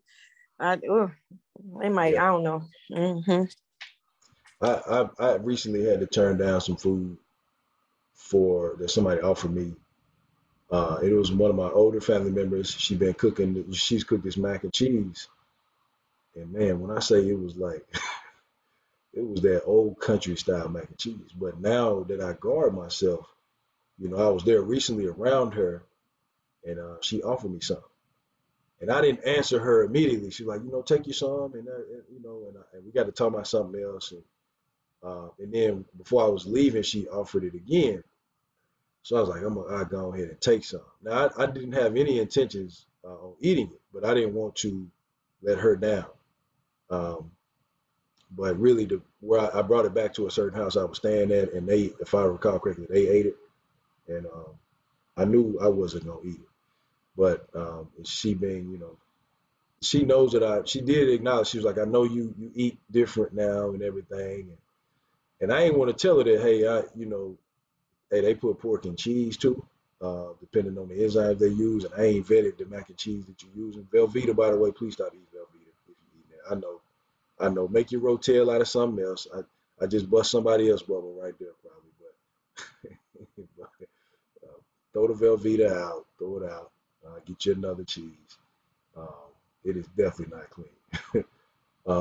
I had to look up Sargento. I think I had to look at them. Mainly on the back, I'll tell you a quick way. If you look at the back of your cheese and it say microbial enzymes, you most likely you should be good to go on the microbial enzymes. Because they're not using a pork source to curd what they call curd the cheese or cut the cheese. So just I don't want to scare nobody, but this Babylon, y'all, this just the facts. Because people say this and they're like, oh man, we can't do nothing. Like, oh man, I gotta look. Yeah, you gotta look at everything, bro. You do, and it ain't. You know what I'm saying? I ain't write the mail. I'm just delivering it. If you're trying to live clean, you want to make sure you do your best, do your own due diligence. But people look at that as like it's a burden. It can be laborious I mean, when I say laborious, meaning you might have to make that extra step to see, oh, let me see exactly what this is before I scan this thing and buy it. That's just part of it. That's an extra step, and that's why I say it could be laborious. The commandments are not a burden. It's the system that we live in that try to make the system that we live in play on your vices. And I hope everybody understands that. But the system that we live in play on our vices, and we also got our own uncleanness in our hearts that we have to cleanse. Hallelujah. Hopefully I'm making sense. But I know Imayishi, you was like, yeah, let them look sideways. That's right. Let them look sideways if they looking. But you know, you're not gonna have a boring life at all. And that's the thing. I'm gonna tell you this: you start finding enjoyment in the things that really matter. That long walk, literally in nature, on a trail is beautiful, and you're hearing the birds sing. You're clearing your mind. Mm-hmm. Things, Yes. you going and enjoying some time on the beach, soaking up the sun rays, getting some vitamin D, Yes. just hearing the waves crash, just whatever it may be, going fishing, spending time with your kids, your grandkids. Let's go to the skating rink. You just start finding things to do that really you enjoy, and they also build in bonds at the same time. Man, me and my daughters this past 2 weeks, and we done went to Six Flags, WNBA game. We went to the water park at Six Flags. We've been to the petting zoo twice. Oh, wow. 2 times at the petting zoo. 2 different ones, as a matter of fact. We've been doing all kind of stuff, and I got all kind of pictures. And it's like, then we've been to the garden, messing with chickens. It's a garden right down the street from my house. You can feed the chickens. It's like all this in the neighborhood. A lot of this is in the neighborhood. Beautiful time together, just having fun, going to the playground. You know what I mean? Shooting hoops, just doing different stuff, and it's creating bonds with them. Like giving them memories. I remember doing this with Dad. You know what I'm saying? But that's what I'm saying. I do all of that stuff. I mean, I just came from the pool this morning with my grandson. Yes, my son, we all, my 2 daughters, we on my Instagram, it's all kind of stuff on there we doing, but it still feel lonely because like Dr. Howard said, it don't feel natural or normal how it used to be because they don't want to hear certain stuff. They don't want me to talk about. They sitting up, we eating. I had a salad. They done ordered all the seafood, and in the minute I say something, I'm gonna ruin the trip if I say something. So I want to hang out with my kids, but so I let them eat what they eat, and I eat what I eat. And the minute I say something, they, oh, here she go, that kind of stuff. So it still feels lonely. When I say that, I'm talking about like-minded people who have read and understand the instructions like I understand them, and I'm slowly trying to be patient with my children because I am the reason they are the way they are because I came into the truth so late that I got them stuck in the customs and traditions and the worldly mindset, the trends, I did that to them. They mad about no holidays, and I got to be patient and just let them see me, the new and improved me. So that's it. And so I just have to be quiet and not, but it ain't the same as so I don't know. It'll be, put it like this. I do know what you're talking about with the uncomfortability. Yeah, I do get it. Some conversations though, don't be silent. You gotta have them, no doubt about it. Some stuff you just gotta say. Don't hold your tongue on it. You just say, hey, however they take it is how they take it. And you have to get to that point. It ain't easy. I understand that. It ain't easy because you got a close relationship with folk and you don't want to tie that bond you already got with them. And here you come talking about something is right for them, but they don't see it as right for them. And they see it, what you're doing as an alternative. And they look at what you're doing as, okay, you on that. Please don't try to force your religion on me type stuff. And it's like, that ain't what I'm doing, bro. But, they see it like that. So you have to find a way at times. And sometimes the Most High may be leading you to not say anything at all. And sometimes he may. You have to discern that for yourself. But because your lifestyle is gonna be your best witnesses. Your kids look at, they see that, they see what you do. And eventually one day they're gonna crack that Bible open and look and see, okay, mama was talking about this. Let me go over and see. Oh, we do say we're not supposed to eat this on this side of the book. So let me go over here on this side. Okay, they weren't eating these things over here either. But they said that we don't gotta do that no more at church or at the Christian worship center. You know, some of them calling themselves non-denominational now. But what they saying ain't in the book. So eventually, that's why I say that process happens differently for various people. But you just keep being that witness. Like I said, at due time, they're gonna appreciate you being that example for them. And they're gonna, you know what, mama, my bad. I had no idea.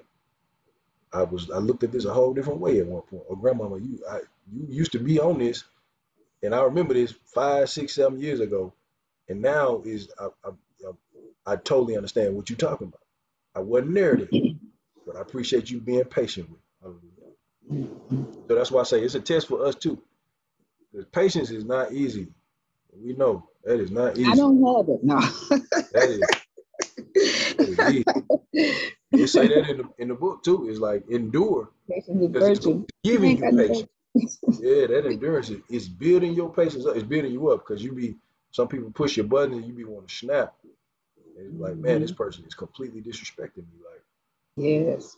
they taking what I'm doing or saying as a joke. Like they taking I know that's right. And it's like you want to say something, but then again, it's like you hear the Most High saying, "Nah, let it slide." And you really fighting inside. Okay, let me calm down. Let me just go. Let me move myself from the situation right quick. And make sure let me clear my head. So sometimes we have to do that. So. And then another thing, Ray, it's like this new trend of these young people. It's like they always want to follow somebody else. And I can't get with that. Like even in high school, you know, I wasn't a follower. You know, like now they want to tattoo. Like I even taught my kids. I'm like, the Bible says you don't supposed to tattoo your body. Well, guess what they got? Tattoos. So even with Kevin, I said, Kevin, you know the word of God said you don't supposed to tattoo your body. So yesterday he was talking about he's going to some more tattoo. I said, you're just gonna go against the word of God, honey? You're just gonna go against your father? He said, no. But I'm gonna let him think about it. Yes, you are going against him because he said don't tattoo your body. I left it alone. I was just real blunt with it. Oh, so you're gonna go against what the word of God said? It said don't tattoo your body. You're gonna do it anyway. That culture is real strong, Eva. The culture has got a lot of our kids, a lot of people. I ain't gonna say our kids. I'm saying people, adults and kids. Period. Folk they doing stuff for the culture. They got shows out that people watch, and it constantly gives them that false ideology, where it's all about the culture. It's the culture. But have we taken a chance to look at what the culture really stands for? Is the culture righteous? Is the culture right? You know, like I said, I grew up in the hip hop. I was in that hip hop generation. Obviously, hip hop still going on now, but I remember just being influenced by different things. You know what I'm saying? This song come out, we gotta have this album. My brother Jason, he already know. We was on them albums. We had books of albums. The big old CD books, they don't got them. They don't even have them no more. Right. We had them 33s. The big joint. The 4 CDs on this side. We were keeping the cover and everything. We would keep the cover and put that in. We had all of it. So. And you probably also, like me, sent that penny in to get them 10 CDs for free from that that company. You pay a penny. You don't remember that? I ain't heard that one. Now. It was a publishing company. Back when CDs first came out, you pay a penny or 10 cents, and they send you. I forget. So Jason know what I'm talking about. Yeah. But nah, the culture. You had to have that album when it first came out. Now, bro, you heard the new such and such. Like, yeah, bro, I got it. It's like you was in the culture. Same thing with tattoos. I'm gonna be. I was close to get. I ain't got no tattoo, but I came really close at a certain point because I was influenced to start getting tattoos. I never did it though. Something held me back. Like I never did it, but and that's not to shame anybody who got tats. Like what I'm saying, exactly. People change, people make decisions. That's what I mean.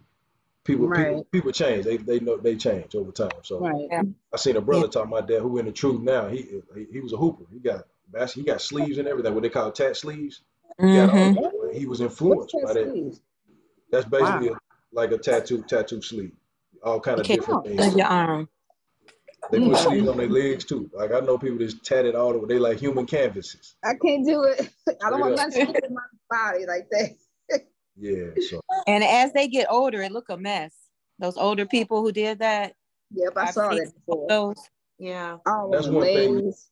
That's and Emma, you bring up a good point. That's one way you can help him think about it. Like he's Yeah. thinking right now about what he wants to do, but when he gets 40, 45 years old, even older, he may look at that same tat different.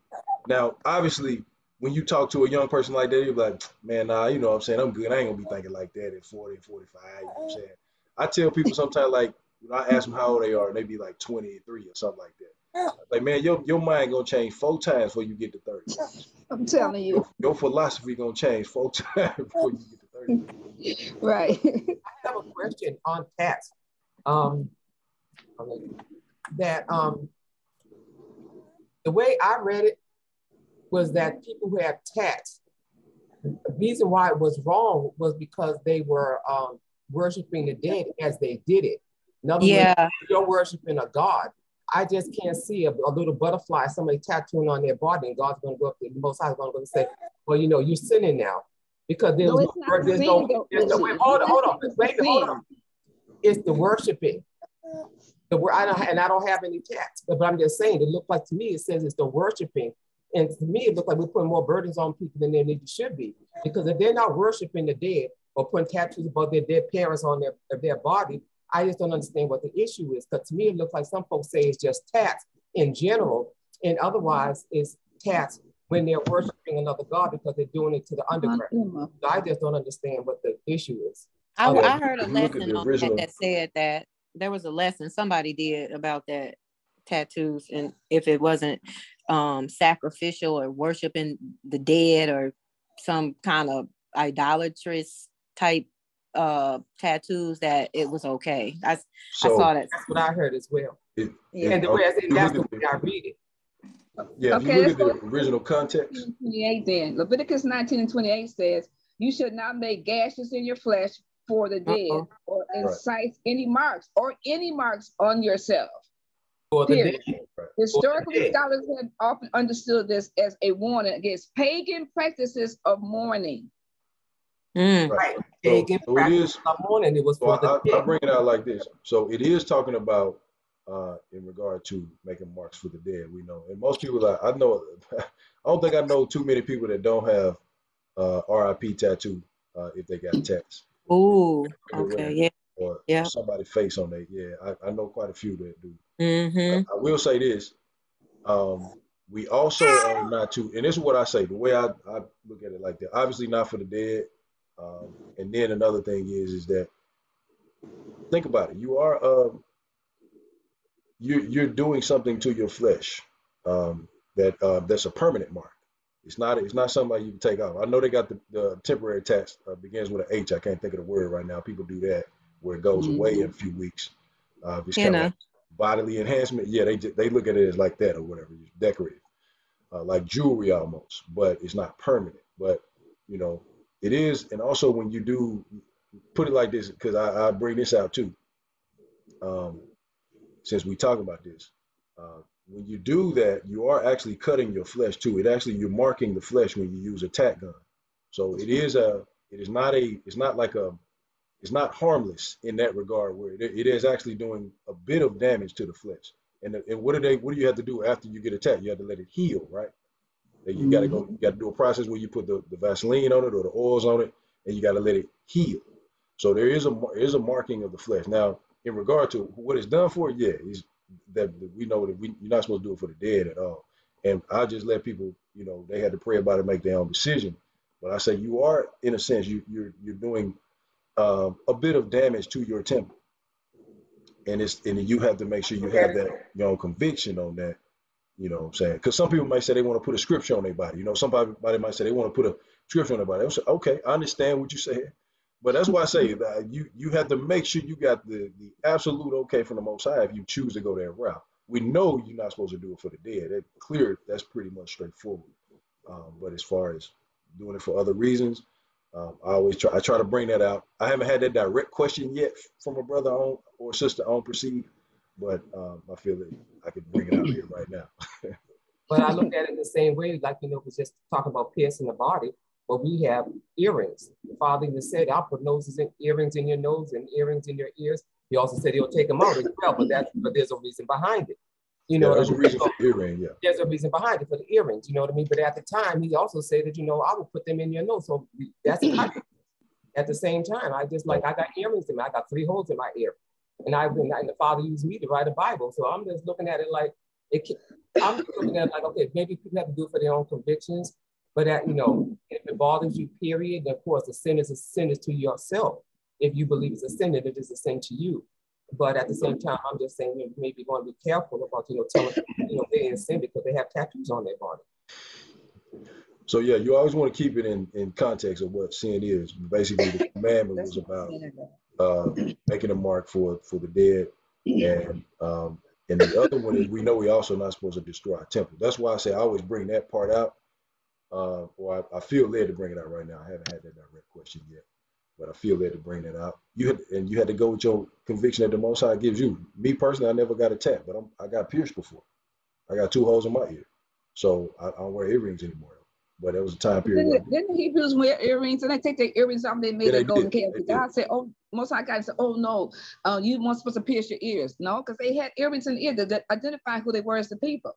They had those earrings in the ear. They took the earrings off and made that golden calf. So I don't get it.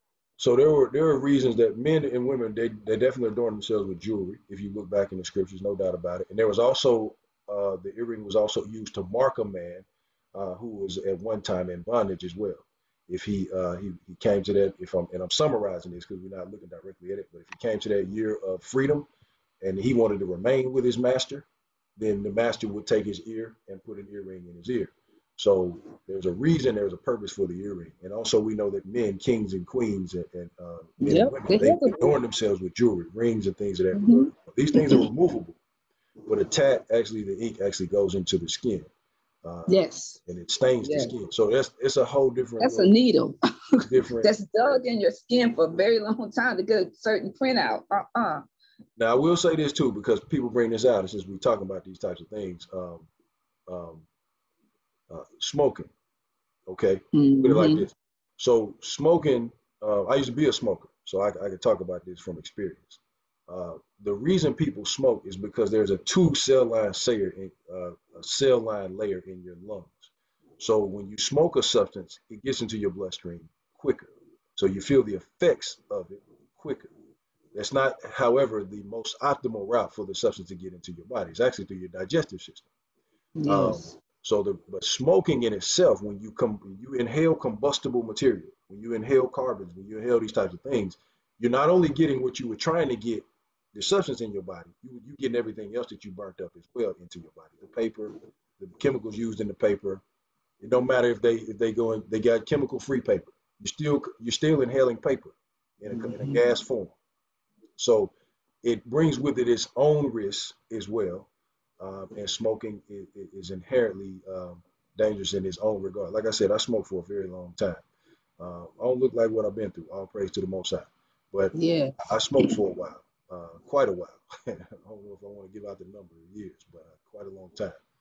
But there's a time period now, and I'm not just talking about marijuana or cigarettes or tobacco. I'm just saying smoking anything, period. I got my, and that's what I mean. When you do that, it does actually harm the lung tissue. That's just facts. That's just what it is. So it's like you had to have your own convictions on if you decided to harm your temple or not. Absolutely. And that's why I say people had to make their own convictions. Me personally, I don't think anything the Most High made is supposed to be abused. That's abnormal use of a thing. I got to a point where I idolized marijuana. I didn't say that I idolized marijuana, but I had to look at my life and realize that it was an idol in my life. It was my breakfast at one point, my snack, my nightcap, all of that. And it don't have to be just something like that. An idol can be anything in your life. It could be a person. But that was something that I had to realize where I was in my own walk with the Most High. So and this is way before I came into the truth. But Just bringing that out, you know what I'm saying, since we're talking about these things, because these are things that people deal with, you know what I'm saying? And same thing, like that's why I say it's each person's conviction. You know what I'm saying? You have to pray about it. Because I got to a place where I thought I got smart, right? I call myself smart. I'm actually a scientist. So I used to make my own oils. I would take the actual marijuana and make my own oils. I got to that point. And then, but still, it was still my idol. Even though I was doing it in a healthier way, it was still my idol. I was looking for that relief, so to speak, to go to end my night, end my day. I done dealt with everything else, kids, wife, everything. Okay, now I'm gonna have me some me time, and I was looking forward to that. So I was replacing where I was supposed to be spending time with the Most High with that. And the same thing. That's why I say each person gotta have that. You gotta talk to the Most High about it, because I do understand if a person is in a dire situation and their digestive system is messed up, they may have to smoke that substance to give them relief. That's why I say each situation is different. We personally know what we are individually with the Most High and what we need, and we know when we're abusing something and when we're actually using something in moderation. A good point you brought out, Imayishi. It is about moderation, but it's also about we have to be honest with ourselves. Like it says that when we drink, we don't drink to get drunk. Of course, if you drink, you're going to feel you're gonna feel a buzz, so to speak. But you know when it's one glass too many. You know when it's like, okay, I don't need to go get that next glass. Like I'm straight. I'm good.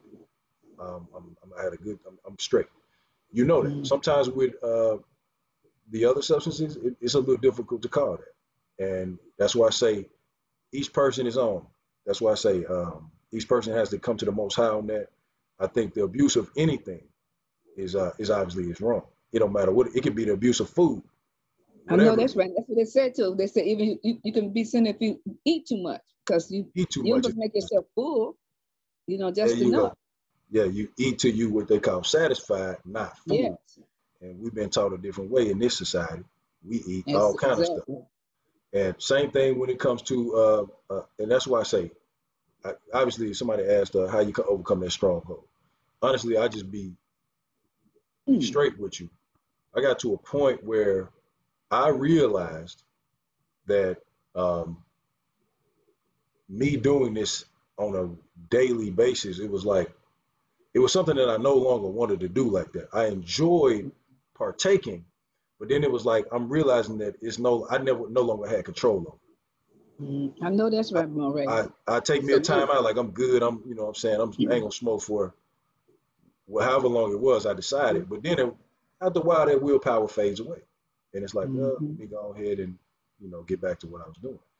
And it was, I hated that cycle. I got to a place where I was doing, I did this for years, by the way. I was always in great health. All praise to the Most High. I didn't have any issues. I was an athlete, all of this. So that's all praise to the Most High.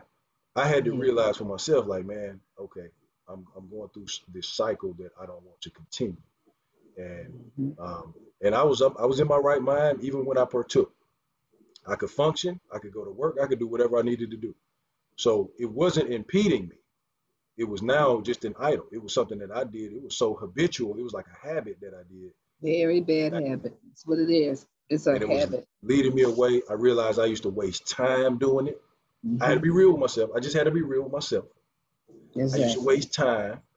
But that's what I'm saying. I was at a certain stage in my life where I had to say, okay, well, let me get with Abba. And I'm going to tell you what he did for me, though. Because everybody different. That's why I say. I went through an experience in my life where Abba basically pulled the mirror out in front of me at once. I went through a rock bottom experience. And it was like he held this mirror up in front of me and I had to face myself. So not only did I let that go, I had to let some other stuff go that I was doing too. And to be honest with you, when I first started smoking like that, since we're talking about this, I originally did it because I wanted to go and indulge in other things. So I would get high and go do other stuff, whether it be eating, whether it be any other kind of foolish activity. That's what I was doing it for. I was doing it for sensualness, so to speak, to go experience stuff. I was in an altered state of mind. So I was like, but see, now I can look back and be real with myself about this. When you in the forest, sometimes you can't see the trees for the forest. Or you can't see the forest, for the trees. You don't even know you in the midst of it. the Most High had to pull you out and let you see where you at. And he showed me a mirror of me for a time period. Even when I stopped, I started to do the CBD thing. I was deep into this family where I had vaporizers before vaporizers became cool, before they became popular. Everybody vaping now. I have vaporizers way before that. I was spending a whole bunch of money on this. This was a budget that I had, and I had children. I had a child, so I had to say, time out. Wait a minute. Really get myself in order. And that's why I say each person has to have their own conviction. It really come down to a talk with the Most High. We know that the Most High created the plant they call marijuana. It has a purpose, no doubt. It has a purpose in the earth. There's a reason for it. Now, what you want to make sure is you don't abuse the purpose or the reason that he's created. It's given a bad name because you see it on what? Hip hop videos. You see hippies. You see how people looking foolish when they smoke. All that, all kind of stuff. Now it's making no sense. Same thing. They do the same thing with alcohol. You know what I'm saying? Yes. We see that there's a purpose for everything in the earth, but there's a moderation is key, and each person has to have their own conviction. If smoking ain't your thing, don't smoke. If drinking ain't your thing, don't drink.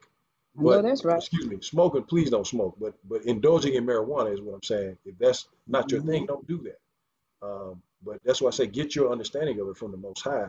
Don't go out there and abuse something. You want to try it. You got out there. Can I put somebody on game real quick? Marijuana used to be illegal, right? Everywhere. Now you see slowly these states are saying, okay, let's let that go. Let's remove that law. Let's remove that law. Why y'all think they're doing that? Just be honest. I remember back in 2008 when I was at the University of Florida, and they voted in Colorado to make marijuana legal. Now, at that time, I'm still indulging. So I'm thinking to myself, though, when I got more mature and look back on the subject, okay, why is now the American government, they saying it's okay for people to walk around in an altered mental state? There's a reason for that. Just let that sink in for a minute. It's cool now. Won't you confused? So when something happens, you're like, oh, I'm so paranoid, you don't know what's going on. You want it, Ema. And another thing is they also know now, hey, we can make a lot of money on this on the back end. Yeah, they make a lot of money out 35% tax when it first came out in Colorado, 35% tax on your marijuana products, if I recall correctly. 35%. Wow. So 35 cents of that dollar going to them. So they started making a lot of money off this. And I know we got people that live in Colorado on the call. So now these other states, they've been looking, okay, that was the model. Let's do our own thing. Now you start to see it going balanced. Well, let's do medical first. Now it goes to recreation. Now it's something got on the ballot the other day, I think, where they was talking about taking it completely off, making it illegal, just making it straight up legal, period. But I bring all this up, family, because there's a greater purpose to everything that's going on. The whole thing with the Roe versus Wade thing. That was not an accidental leak that they was going to overturn Roe versus Wade. The white population, I was on a call the other day at work, and a white man brought these stats up. He talked about the decline of the white population. I'm on a call, on a Teams call, and we was talking about some other things, and he was talking about demographics. We were talking about a certain disease state. I work in the area of colorectal cancer. He was talking about something. He brought a stat up where he was talking about the decline of the white population, and he brought up a year, and he was like, by this year that the white race actually won't be the majority anymore, something like that. And so I've been hearing that too, Moray. I know my brother Ron knows a little bit about this too. When you look deeper into this Roe versus Wade situation, I'm not trying to put you on the spot, Moray, but I know you know more about that too, about this abortion rate thing and why they outlawed it for all women. There's a reason to that, family. I just say look into it. If you got something you want to add, go ahead. The reason before, when they first started it, was because they went up there and they wanted to keep an eye on Black folks, you know, and wanted to kill all these babies. And I remember, like, when I was about before me and my husband got married, I got pregnant with my first baby, and he took me to a clinic. And what ended up happening is that the lady at the clinic went up there and said, "So when do you want to have an abortion?" And I was like, we keeping this baby. She graduated, and she's now 46 years old, graduated magna cum laude, but they wanted me to kill this child. You know what I mean? And I could tell the anger in this woman when I said I wanted to keep my baby. Then I read up on it. I'm like, oh, they're making money off of this. The more Black babies they can kill, They can keep our population down at the same time. That was why Planned Parenthood did it in the first place. So now what's the reason for this? Like you said, the white population is dying. They don't want to keep killing their babies, so I guess they're going to have to deal with it. But we're seized at the same time, so we're going to keep coming back no matter what. So, man, Maury Ron, you know, something else I was looking at too this week is that I noticed I was reading somewhere, but they were talking about that a lot of people are actually starting to move to Europe. So they have a population that a certain amount of people, especially those that were more well off of the white race, are moving back to places in Europe, particularly Spain, France, Portugal, Germany, and one other one. It's escaping me, but yeah. So a lot of them are actually moving back because of all the turmoil that's been going on. So some of them have been going back, but in regard to this whole abortion thing, that was not about morality, about doing what was right. This country is not built on making laws off morality. They're just looking for, legality. Slavery was illegal. It wasn't moral, but it was legal. So with the overturning of Roe v. Wade, yeah, the whole premise there was, they put this instrument in play, thanks to Margaret Sanger and Planned Parenthood, to put these abortion clinics in Black and brown communities. But over the course of time, when you start looking at the numbers, I think back in 81, it got to be that 60% of the abortions were by white women. That was in the 80s. Yeah, there you go. And so this thing has been processing for a long time. So it only got to be a hot button issue because it was affecting their community. So the weapon that they had formulated against us was turning back on themselves. And so now they had to pull that away.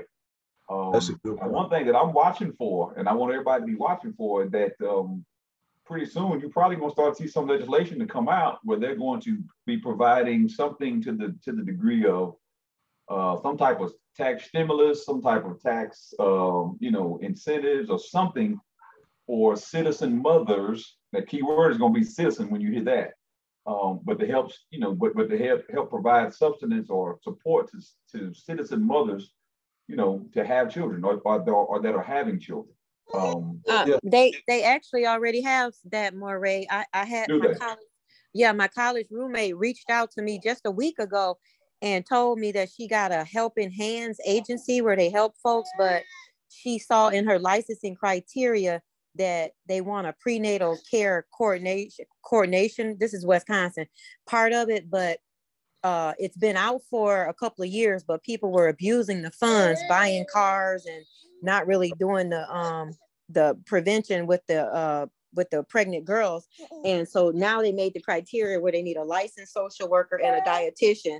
And she had asked me, she said with Roe v. Wade being passed, that they increased some funding and some other stuff. So she said she want to get in now before the dynamics change. So she was asking me if I'd be the social worker for her agency, and she pay me. So I was like, oh, wow. So she said lots of stuff coming down the pipe with that decision. That's a good point. Yeah. It's going to be a lot more things coming down about that, but yeah, that's strictly about, and there was actually a senator that actually made it. They called it a slip up, but she thanked Trump for all his work to help support white life. And of course, They came out and said that she made a mistake. She didn't mean to say that or whatever. But from the out of the mouth flows the abundance of the heart.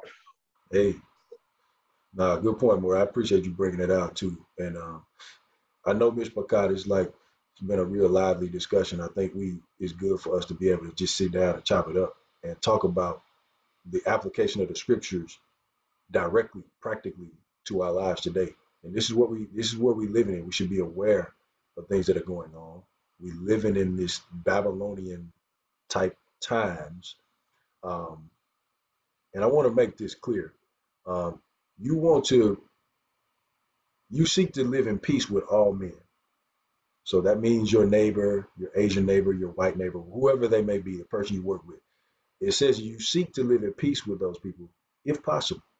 You're seeking to live in peace with people. Now, it does say if possible as well, because we know that some people are bent on doing evil. That's a whole different category you put them in when they that way.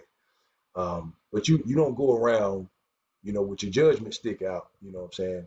No, the Most High gonna bring judgment. We want to make sure that when he come back, we in the right line. We on the right side of that judgment. With that, I'm gonna segue. What I'm gonna do, I'm not gonna do the whole lesson. I'm gonna do the first, because I divided it up into summaries. We got 7 lessons, and I did a summary on each lesson. So I'll only do the first 3 today, and then I'll close out. It'll probably take me 15 minutes to get through it. So I'll do that, but it kind of ties into what we're talking about right now. So I think it's a great segue, because we're talking about this world that we live in and how we walk this narrow path. How do we walk this path out when the whole world pulling us to the broad path? Your job, the people you live with, your family, your co-workers, your friends, these people everybody's trying to pull you this way, but the Most High telling you walk this way. Hallelujah. So I'll end up on this. It won't be long today. We're just gonna do this main part here. I'll do the first 3. And this is, like I said, this is the summary, which is technically part 8, but it's the summary. And basically, this is preparations for walking that narrow path. Preparations. We know that path is not an easy path; it's a difficult path, but it is the only path. It is the only path that leads to life, the righteous path. That's why I say, when we have these freedoms, and going back to Mary Jane, which they call it Mary Jane, I just be real, because I had to bring this out, because we know when we have these certain freedoms, we also had to gauge by conversation with the Most High and revelation from Him, what's best for us. You know, like I said, I indulged for quite a bit, for quite some time, and then I got to a point where the Most High literally removed that taste from my mouth. And even after that, I got into the CBD thing, and then He removed that taste from my mouth. So that was my way of, okay, I'm done smoking, let me do something different. But I was still looking for some type of fix to fill a hole that only He could fill. And I had to realize that. Whether, like I said, some people it might be sex, it might be what they call drugs, prescription drugs, whatever, you name it. That's what I mean. Or it might be marijuana, it might be cigarettes, it might be alcohol, it could be people. But that's what I mean. It could be a certain activity, it could be a sport. I'm just being honest. It could be gambling. So we just have to be honest with ourselves. This is where we just got to sit down, and because I'm gonna tell you like this: you don't want Him to put the mirror up in front of you. I just say it like that. You want to put the mirror up in front of yourself, because when He put the mirror up in front of you, it's gonna be different. And when He did that to me the first time, notice I said first time, because He did it to me more than one time. But He was merciful each time He did it. But He was showing me something for my good. I'm doing my things my way and getting the same result, not the result I wanted. And then he was showing me like, listen, I got something way better for you if you just go this route.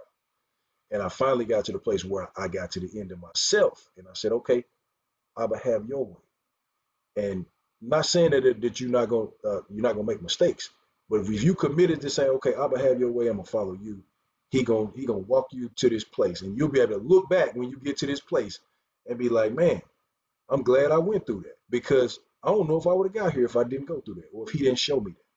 And sometimes, like I said, we can't see the forest for the trees. I have a quick question, Maury. Go ahead, Ima. Go ahead. Is there a difference between personal sins against the Most High versus sins against your own body? In other words, because I hear people that say, you smoke weed, you're going to hell. But the sin is actually against my own body if I'm overindulgent. Isn't it? I mean, alcohol, for instance, you're going to sit up here and tell me the person's going to hell for drinking when they drink back in the Bible. Now, if they overindulge, isn't that a sin against the body? Because you can turn to an alcoholic, because you're not depending on the Most High for your relief. You're depending on alcohol, and isn't that where the sin is? Yeah, no, so that's why I always go back to sin is technically transgression of the Father's instruction. That's what the definition of sin is. And then we also know that there is a sin, just like John Yochanan brought out, that if it is a sin to you, if it's against your conviction, then you are sinning against yourself in that regard. You're committing a sin. And that's why I say there are certain things that the Most High may say, hey, He may tell you to stay away from, but it might not, you may have heard that conviction loud and clear in yourself, but it may not actually be actually written down in the Torah, if you understand what I'm saying. And Messiah said this: "It's not what goes into a man, but what comes out." This is what we got. This is where that mirror come in at. If you know you have an enhanced proclivity to sin when you do engage in certain things, you got to be real with yourself. If you know that you can handle 1.5 glasses of wine, but I'm gonna do 3 this party, such and such getting married, I'm gonna just go and do 3 glasses. It's all right. I do a little shot of strong drink too. Now you didn't increase your proclivity to sin. Now you have an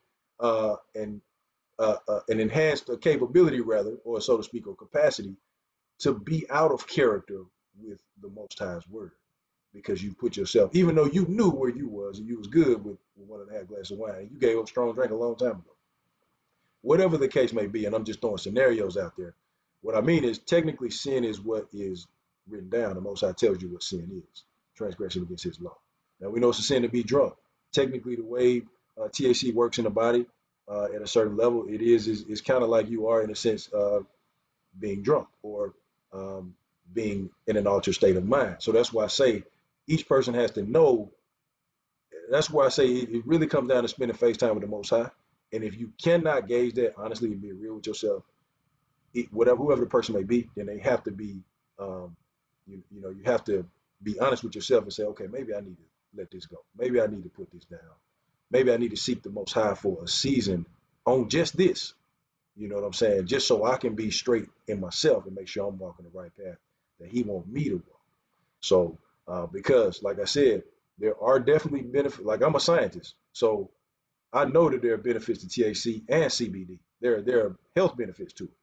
I know this. So that's what I'm saying. And that's why I say it's all about why we using it. People say it's healthy for you, but then they smoking an ounce a week. Time out, bro. Let's pull you to the side for a minute. You ain't got no underlying health conditions or nothing. So this is what I mean. You have to be real with yourself. And sometimes it's hard to be that way when you in the forest and you don't know you in the forest. So that's what I say. Go ahead. So is it fair to say that, I guess what I'm having a problem with is the word sin, like when it comes to alcohol. That was like when I was an ordained minister and they was teaching that money was a sin. You know what I mean? They're taking it way out of proportion. Sin, money's not sin. Wine ain't sin. I mean, come on now, before the New Testament came, they did get drunk in moderation. I mean, even David wanted Tobias to sit up there and go get drunk with his people who were celebrating after the war, you know, because they had won the war. Of course, he had another agenda. He wanted, you know, Tobias' wife. Bathsheba, we know that. I guess where the problem I'm having is they're calling alcohol a sin. Because now we know, because I remember looking, and I was getting confused because as a young person watching TV, I would see the Catholics taking a drink. The Protestants didn't, you know, supposedly didn't, you know, but we know that they did too. So so when I see somebody say, you know, oh, put down that sinful alcohol, I'm like, but it's not a sin to me, but it may be a sin to you because you used to overindulge. It's not the alcohol, it's not the money, it's what you do with it. That's the way I look at it. You know what I mean? So that's why I have a problem saying something's sin. Now, if you're overindulging past the point where the Father told you not to, that's one thing. But did the Father tell us not to get drunk? Yes, He did. But we know in certain circumstances in the Old Testament, they did get drunk because they celebrated when they won the war. So do you see why sometimes this is a little bit confusing? Because somebody can look at me, oh, you drink, you're a sinner. The other person say, I drink, but I'm not a sinner. You know, you see where the confusion lies. It's really about being in and out of character. So just to be clear, I don't call alcohol a sin. Alcohol is not a sin according to the Bible. Marijuana is not a sin according to the Bible. If we're looking at the Bible, what the word says. Now that's where it gets into the conviction of each person and their relationship with the Most High. Now, me personally, and I can speak from experience. I got to a point where I had to realize that I had fallen into the sin of idolatry in the way that I engaged in marijuana. That's where I realized, okay, now I'm in sin because this has now become my nightcap. I was doing a lot with marijuana, family, so I just say it like that. But it was what I became dependent on, subconsciously. Not saying I'm dependent on, not even thinking that I'm dependent on it. I'm just gonna roll up because I done had a long day, or I ain't even have a long day today. I'm just gonna roll up anyway. It became something that I became used to doing and habitually, and I realized I got into idolatry. Now there became a time point where I felt like I may have had it under control too. Like I said, I'm good. You know, I can do one this day, skip a day, one that day, or whatever. And I got to a point where even then, just had to be real with myself. But looking back, you have this clearer vision sometimes. Even then, I still didn't have it under control. That's why I say it's a slippery. It's slippery if a person is not rooted in Torah and does not have a relationship with the Most High. Indulgence in any substance, whether it can even be caffeine. Indulgence in any substance can become something that leads a person to sin, even though the substance itself alone may not be categorized as sin by the word, if that makes sense. A slippery slope. Yeah, and somebody put it in the chat. Yeah, if you see yourself getting out of character, somebody then showed you a video, or you remember last night you got a little bit too high, or you got a little bit had too many drinks. You ain't think you was drunk, but somebody said, "Sis, oh bro, did you remember what happened last night?" No, time out. That's when we have to be real, because we walk in the narrow path, but did we take our foot off just a little bit, and we slipped over there into the broad path a little bit because it looks like they're having more fun over there on the broad path. This is what we got to ask ourselves and be real. Like I said, I had to coming to realize that you in idolatry in something is not easy. Something to realize that you in sin in something is not easy. Like we talking about it right now, and like, oh yeah, I found out I was in idolatry and I was sinning. No, that's a process, because when you're doing it, you got to hold to that thing at first. It got a stronghold on you, and you have to tear that stronghold down to even realize that you was in a battle, and didn't even know you was in a battle because it was feeling good, and I was having fun, and I was socializing, and I was doing these different things, but I was like, oh, wait a minute, I had slipped away from the Most High, and the Most High had to pull that mirror up to show me, hey, this how you done got a long way away from me. And like I said, it wasn't just that. The Most High, when he put the mirror up in front of me, he showed me a lot of things. That was just one of the things he showed me, and I had to make some decisions. I want him more so than I want that. So I'm choosing you, Abba.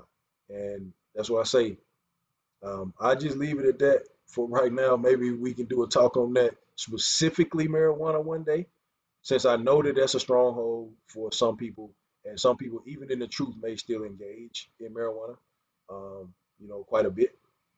It's interesting. I had a person that asked me when I was at a party recently, or a gathering, rather, I don't even want to call it a party, but it was a gathering that my friend had at his house, and people had their families there and things like that. So it wasn't no wild revelry type of party. It was a family gathering. His parents were there as well at a certain point. Somebody was there that knew me, and we was all outside talking and just standing by the pool. And one of the guys asked me, he was like, "Hey man," he was like, "Bro, you still chief?" I was like, "Nah, man, I don't smoke no more."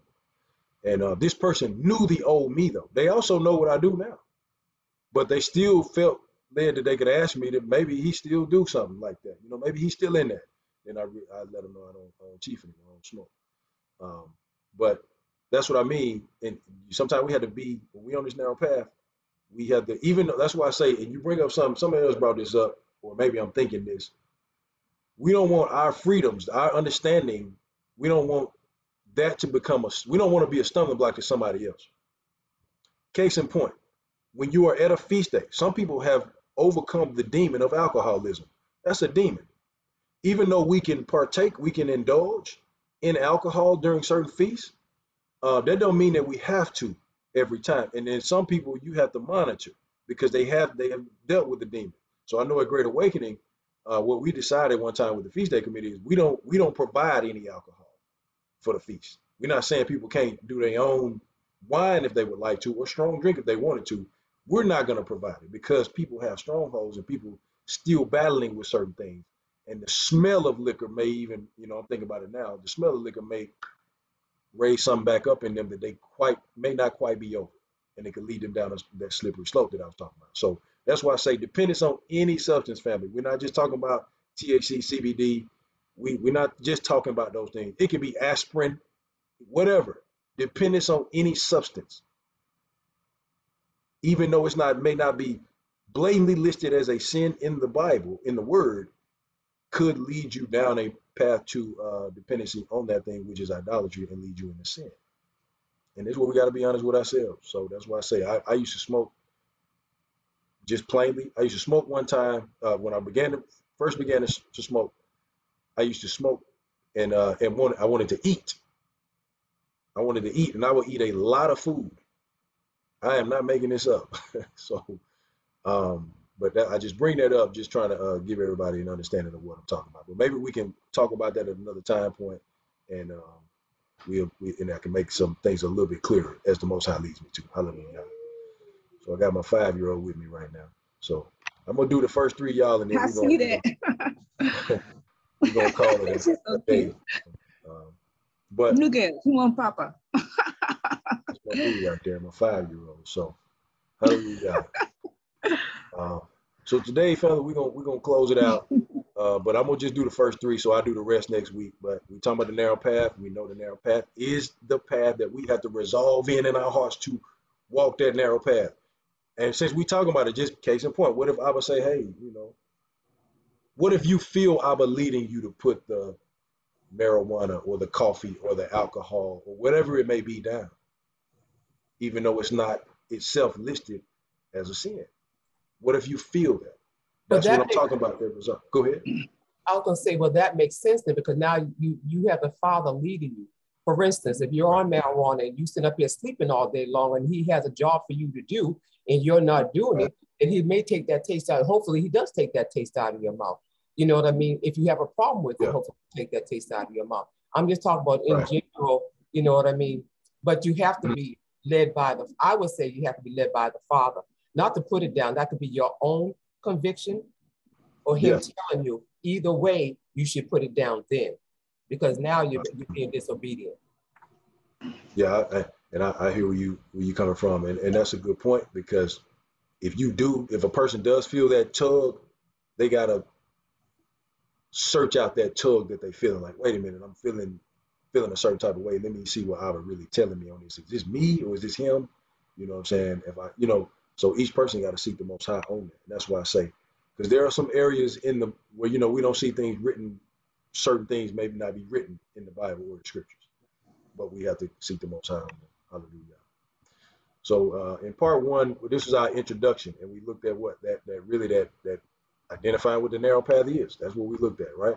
And just the verses on the screen. Therefore, whatever you wish men to do to you, do also to them. For this is the Torah and the prophets. Right there, if you pause on that first verse, it tells us how we treat our neighbors, and that is summed up in the Torah and the prophets. The Torah and the prophets show us how to treat our neighbors. Hallelujah. Next, he says, enter in through the narrow gate, because the gate is wide, the way is broad, that leads to destruction. Many enter in through that gate.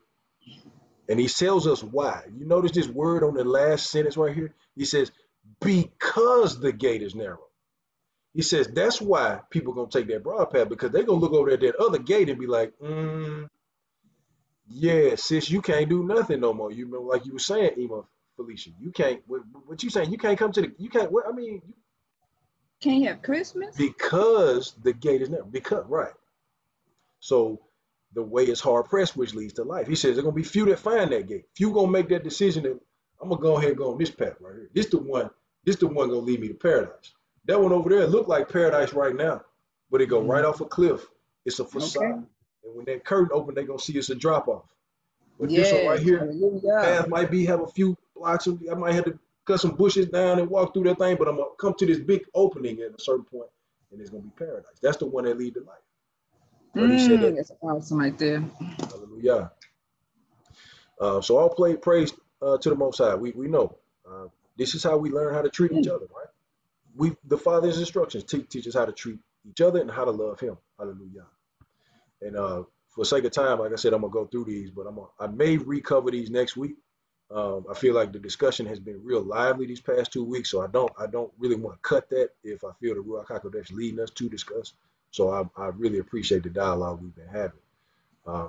So this is the second slide. We talk about counting the cost, right? You got to count the cost. Obviously, that's really straightforward, right? Count the cost. Who are you wishing to build a tower or a house? Does not sit down first. Count the cost. How many bricks you gonna need?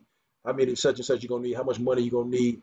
Whether he has enough to complete it. He or she has enough to complete that house or that tower they build. Otherwise, when they laid the foundation and they unable to finish it, all who see it gonna begin to mock them, saying, "Look at this man, this woman began to build but was not able to finish." They started off doing that walk. I knew they were doing something else. They coming back to the church in a little bit. They'll be back. They ain't, you understand what I'm saying? I knew they got off into something they ain't understand. They just bless his heart. He'll be back. You know, he done fell off the wagon a little bit, but it's okay. We're gonna pray for him. You understand what I mean? You don't. I brought this out before when we were looking in the book of Ezra. I think it was Ezra, y'all. This was a couple of lessons back, a while back. But you remember when the king had told Ezra that he can go back? What did Ezra say when he said, Ezra said, I thought about asking the king to give us some soldiers on the way back, right? Remember he said, I thought about asking the king this, but I had already told him that the Most High protects his. He was talking about Yahuwah Almighty. This king obviously did not have a relationship with the Most High in that, he didn't know Yahuwah Almighty. I don't know what he worshiped. But he said he had told the king that he already told him that the Most High protects those who fear him, that walk in his ways. And I'm kind of summarizing that. So he says, I didn't want to make the name of the Most High look bad, so to speak. I'm really summarizing this, but you can look at it. I think it's Ezra 8, y'all. But he says, and then they made it to their destination. They didn't need no other protection from no army or nothing like that. They made it all the way back. No robbers, no thieves came upon them. They made it all the way back to where they was going to rebuild Jerusalem, if I remember correctly. But I bring that out is because people looking at your walk, they looking at you. We got to count the cost for this walk. Like I told Ema Shirley said she do this. When I go to other people's house sometime, I bring my own dishes, straight up. I you know what I'm saying? And I'm going to use my own stuff. I'm going to cook on my own stuff. Appreciate the use of the stove. But I even got my own irons if I need to, and I can plug in. I just use your electricity if that's no problem. If that's a problem, I got a grill. No worries. But that's what I'm saying. I know it's extra stuff you may have to do, but we have to count the cost. The devil is the accuser of the brethren and the sister. Yes, hallelujah. So he gonna bring that technicality. He want to bring a technicality up on you. Up, look. She eating this. She don't even know it. She don't even know it. Or he doing this and he don't even know it. And that's why I say the devil is to deceive the whole world. That's Revelation 12:9, and he's the accuser of the brethren. That we have an advocate through Yahushua HaMashiach, where we can come to the Father, and we have a sacrifice for our sins of ignorance. We have a sacrifice for sin. Now, keep in mind that there is no sacrifice for willful sin. I brought that out before. But so the person can't just put a sin aside and say, I'm gonna go and do A, B, and C. If this happened, if this relationship don't work out, I'm hitting the emergency eject button. I'm just gonna live my life. I'm gonna do what I want to do. That's the emergency button. You ain't really committed to the walk yet. You understand what I'm saying? You still got a reserve sin. You got a pet sin, just in case. That's that just in case emergency, break the glass. Nah. We have to count the cost of this walk. People gonna fall off. People gonna fall off. Them brothers you used to hang out with, you might not get the text and say, hey bro, we over here watching the game. You know what I'm saying? You might not get that text no more. You was in the group. They got another group now. You ain't getting that text no more. You know, bro, or something. He keep mature now, man. We drink, we smoke. We don't really want to. I kind of want to be free. I don't want to be thinking about that. But you ain't even got to say nothing to people when you hang out around them. The light of the Most High shines through you. Well, you ain't got to say nothing, and it shines on their darkness. Just because you smoke, they pass the blunt in front of you. No, I'm good, bro. You can. I don't smoke, man. Or, no, I'm good. I'm good with this water, man. I got this Fiji water. I'm straight, man. They passing the drink around. I'm straight, man. So I'm just watching the game. I'm enjoying the game, just watching the game. They add these other elements to enjoy the game. So they feel like you impinging on their freedom, so to speak, but you ain't saying nothing, nobody. You ain't saying nothing. You understand what I'm saying? Hallelujah. Let's keep going. Let me keep going. Yeah, they got the new group text on the side over there. Make sure bro ain't in this group, right? I know that's right, Moray. Hey. Last one, who the Messiah's friends? Well, who he say? This what he said. We gotta look at what he said. Hallelujah. As the Father has loved me, I have also loved you. Stay in my love. If you guard my commands, you should stay in my love. Even as I've guarded my Father's commands, I stay in his love. These words I spoke to you so that my joy might be complete in you. I'm giving you the key to freedom. I'm giving you the key to enjoy life right now, that your joy might be complete. That's what he's saying. This is my command, that you love one another as I loved you. Hallelujah. Love each other as brothers, as sisters. No one has greater love than this, that he would lay down his life for his friends. You, my friends, if you do whatever I command you, if you do what I command you, then my sacrifice is valid for you. Just went to another level right there. He said that one should lay down his life for his friends. What did he do for us? He laid down his life. Said, you, my friends, if you do whatever I command you.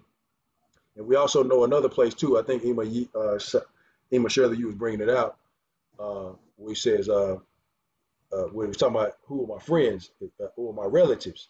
He says, if you my relatives, if you do what my brother and my sister, I'm talking about I'm summarizing. That's in Luke 8, I think. Right. He said, you my relatives, if you do what the Father says to do, if you keep his commands, you my relative, you my brother, you my sister.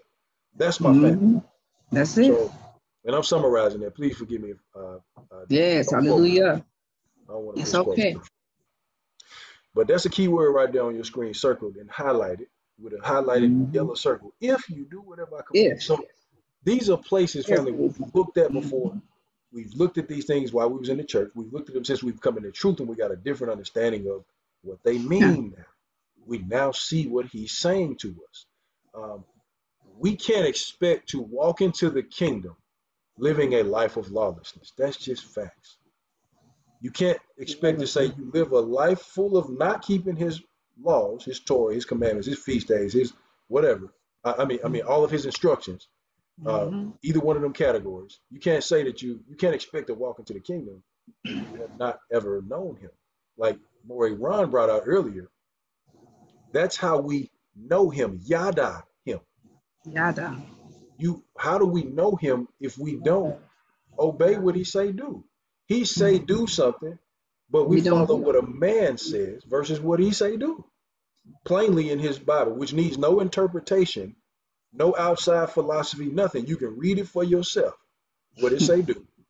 And I brought this out before. There's a prophecy against those who eat pork. Y'all understand this in Isaiah 66? It said who eat the swine's flesh. That's pretty blatant. Who could let us say don't eat the swine, don't touch his carcass. It's an abomination to you. That's what it said. These other nations, yes, you may have white friends, Asian friends that have different dishes. Hey, come on over, we're having a party. And they got different things on the grill. Well, you can't eat. You keep the commandments, right? You are the Father's chosen people. He says, for you, that's an abomination. Yes, so, hallelujah. When we understand that, we walk different. We are light to these other nations. And these other nations are supposed to look at us and realize, okay, wait, this is the way we're supposed to be doing this, y'all. I told y'all this before, last week I was in Trader Joe's and I had my ZZs on. And the lady, I had my shirt on, say meekness is not weakness. And the lady said, what you got going on this weekend? I said, oh, we keeping the Sabbath. She was like, oh, it was her and a white man. You know what I'm saying? That's different. Immediately the conversation changes. This is a black man. They may have had a preconceived notion about what I'm going to do. Yes, hallelujah. And I got my little girl with me. Two of my daughters actually with me at the same time. And I said, oh, man, yeah, we keeping the Sabbath. So we just relaxed right at the Sabbath. Oh, that was different. That hit different. That was different. I wasn't expecting that. They didn't say that, but you can see that. Exactly. So, and it was like, you know what I'm saying? And it actually can liven your conversation up. So that's what I'm saying. It's like, we're supposed to be alike. Not that they, you know what I'm saying? Every time you pull up to somebody and sometimes I do this. If I got my daughters with me, you hear some boomity boom next to you in the speakers, and it's a white boy driving. Crack the window. Or a white girl driving. I may ask my daughter, hey, what they listening to? Us. What they getting their culture? Yep, they sure do. What they learning from us who's supposed to be a light to these other nations, what we teaching? Come on now, Morey. Yeah. So, yes, indeed. With that, family, I'm gonna hold off. We can go to the rest of the parts, next week or as the Most High leads us to. This is a very dense series, so that part one right there, you can see it. I might rehash that next week, but I think the conversation has been productive, and like I said, The Most High is about us practically applying his word to our lives. If we don't understand what we're doing, then, you know what I'm saying, we're not benefiting from it. We have to understand what we're doing. That ain't meaning we got to know every intricacy of it, because the Most High tells us to do something, that means just do it. Don't worry about trying to figure out why. He'll reveal to you why if he sees necessary to, or if he deems that he wants to do that. You just make sure you do it. And then you found on that right side when the judgment comes down. He'll reveal things to us in due time when we need to know it. But hopefully today has been, you know, helpful, family. Yes, that's right, Mercia. Obedience is key. Once you obey, you know, that's where once you obey, you open your, now Most High knows he can trust you with more. Okay, my daughter obeyed me. She didn't even understand why I was telling her to do that, but she just heard my voice and she stopped and she began to do something different. Now I can give her a deeper revelation. I'm going to take her higher. I'm going to grow her. I'm going to put her in this position. And we don't have any limits. There's no cap on us in the Most High. And like I said, I like to be practical, because we living in a world where they blurring the lines quick. They blurring the lines and they making them squiggly. So people trying to figure out what's right, what's wrong now. It used to be cut and dry back in the day. You had brothers on the down low. You still got brothers on the down low. But now, the way they're making things very ambiguous now, where the new generation is coming up in this, we have to make it plain to them. Hey, bro, that's wrong. That's right. I know what they saying on TV and what they saying in them textbooks over there, but them textbooks wrong. This is wrong. This is right. And we had to make it black and white for them again. We had to make it cut and dry, but we first got to understand what's cut and dry and what's black and white. Yeah, they bold with it, Coach Felicia. Ain't no question about it. They got a whole month now. Who did that? What like Maury Ron said, you said this before. Who voted on that? Who just gave them a month? They just got a month now for Pride Month. And again, I make this clear, family, because I brought this out before. We don't hate the person, we hate the sin. You hate the sin. You love the person out of that sin. Listen to people that have come out of that. Somebody that's in that now, they're going to appreciate you telling them the truth. And when they come out that one day, they're going to come to you and say, listen, I appreciate you not writing me off right away. I was in a tough spot, but I didn't know I was fighting. But you helped me with your tenderness. You was telling me the truth. You was always willing to help me out if I needed help. And now that I know the truth and I'm not walking at it anymore, I appreciate the love you showed me. So that's what I mean. We love the people out. That don't mean you stand for foolishness now. You don't stand for foolishness, of course not. There's a way to put your foot down without being overly aggressive in putting your foot down. The Ruach HaKodesh shows you how to do that. Some stuff you just not gonna stand for. And a person they're gonna appreciate you for that one day. They'll appreciate you standing for righteousness. That's right, Imam Mercy. They're gonna appreciate you standing for righteousness, and they'll come back to you in their due time. If they appointed to wake up, they'll come back and tell you, you know, I appreciate you. The role you played in my life while I was in that lost, dark period. Hallelujah. Because that's a stronghold. We know that's spiritual. You see little kids now walking around that boys say they want to be girls. Girls say they want to be boys. Man, I'm like, man, what's going on around here? Like, what is really going on? But it's the world we live in. It's the world we live in. So, and we got our people looking to prescriptions for cures, for answers. I saw a drug the other day talking about they got another pill or something like that for depression. Like, that pill is not going to cure your depression. It might make you feel happy for 1 hour. You got to take another one. You got to take another one the next day. But you ain't curing nothing. That same glaring issue that caused your depression is still there. It's not gone. So that's why you see some of these antidepressant drugs, what they got? They got what you call a black label on them, because they can increase suicidal thoughts. When a person come down from that crash of like, hey, I'm in this new world now, but they come down and realize that no, they're in the same world, they problem's still there. So they call it, I think, Coach Felicia, you might know about these. I don't know in the line of work you do, but they do have they black label these antidepressants. Drugs increase suicidal thoughts. And you understand how some of these drugs works. They serotonin reuptake inhibitors. They keep the serotonin in your system longer. Started seeing how this stuff works. That's the type 1 classified ones. You need the ID for pickup for prescriptions. You got to show identification. Yeah. I don't want to rant, family, or ramble on. I'm gonna let everybody go. Feel like I got into a little tangent today on certain things, but hopefully it was helpful, and it benefited. I appreciate the dialogue. And if you want, during our open discussion, you can start to bring your questions. Like I think, Ima Yishi, you brought up a good question about the marijuana. That's something that obviously is maybe a gray area for some people, and hopefully I explain the way the Most High has put on my heart to explain it. And idolatry, we gotta comb our lives. I found out a long time ago, the Most High showed me superstition is idolatry. I was a baseball player. Baseball players are known to be very superstitious. I know my brother Jason knows. He used to be one of my teammates. We do the certain things before we go to at bat. The same thing over and over. I got to wear my stuff a certain way. I got to turn my hat a certain way or tap my feet so many times. It's superstition. Superstition is idolatry. Most High had to show that to me plainly because I'm depending on my own acts to influence my performance, so to speak, my own rituals to influence my performance, superstitiously doing things. But that's a heavy lesson. Maybe we get into that at another person. That's right. We got that from watching others. We got a lot of that from watching others. And we develop our own routine. Let me put my wristband this way. I got to touch my wristband 2 times, and then I got to swing. It's all kind of stuff. We just do stuff. One more thing. You just made me think of progress I made.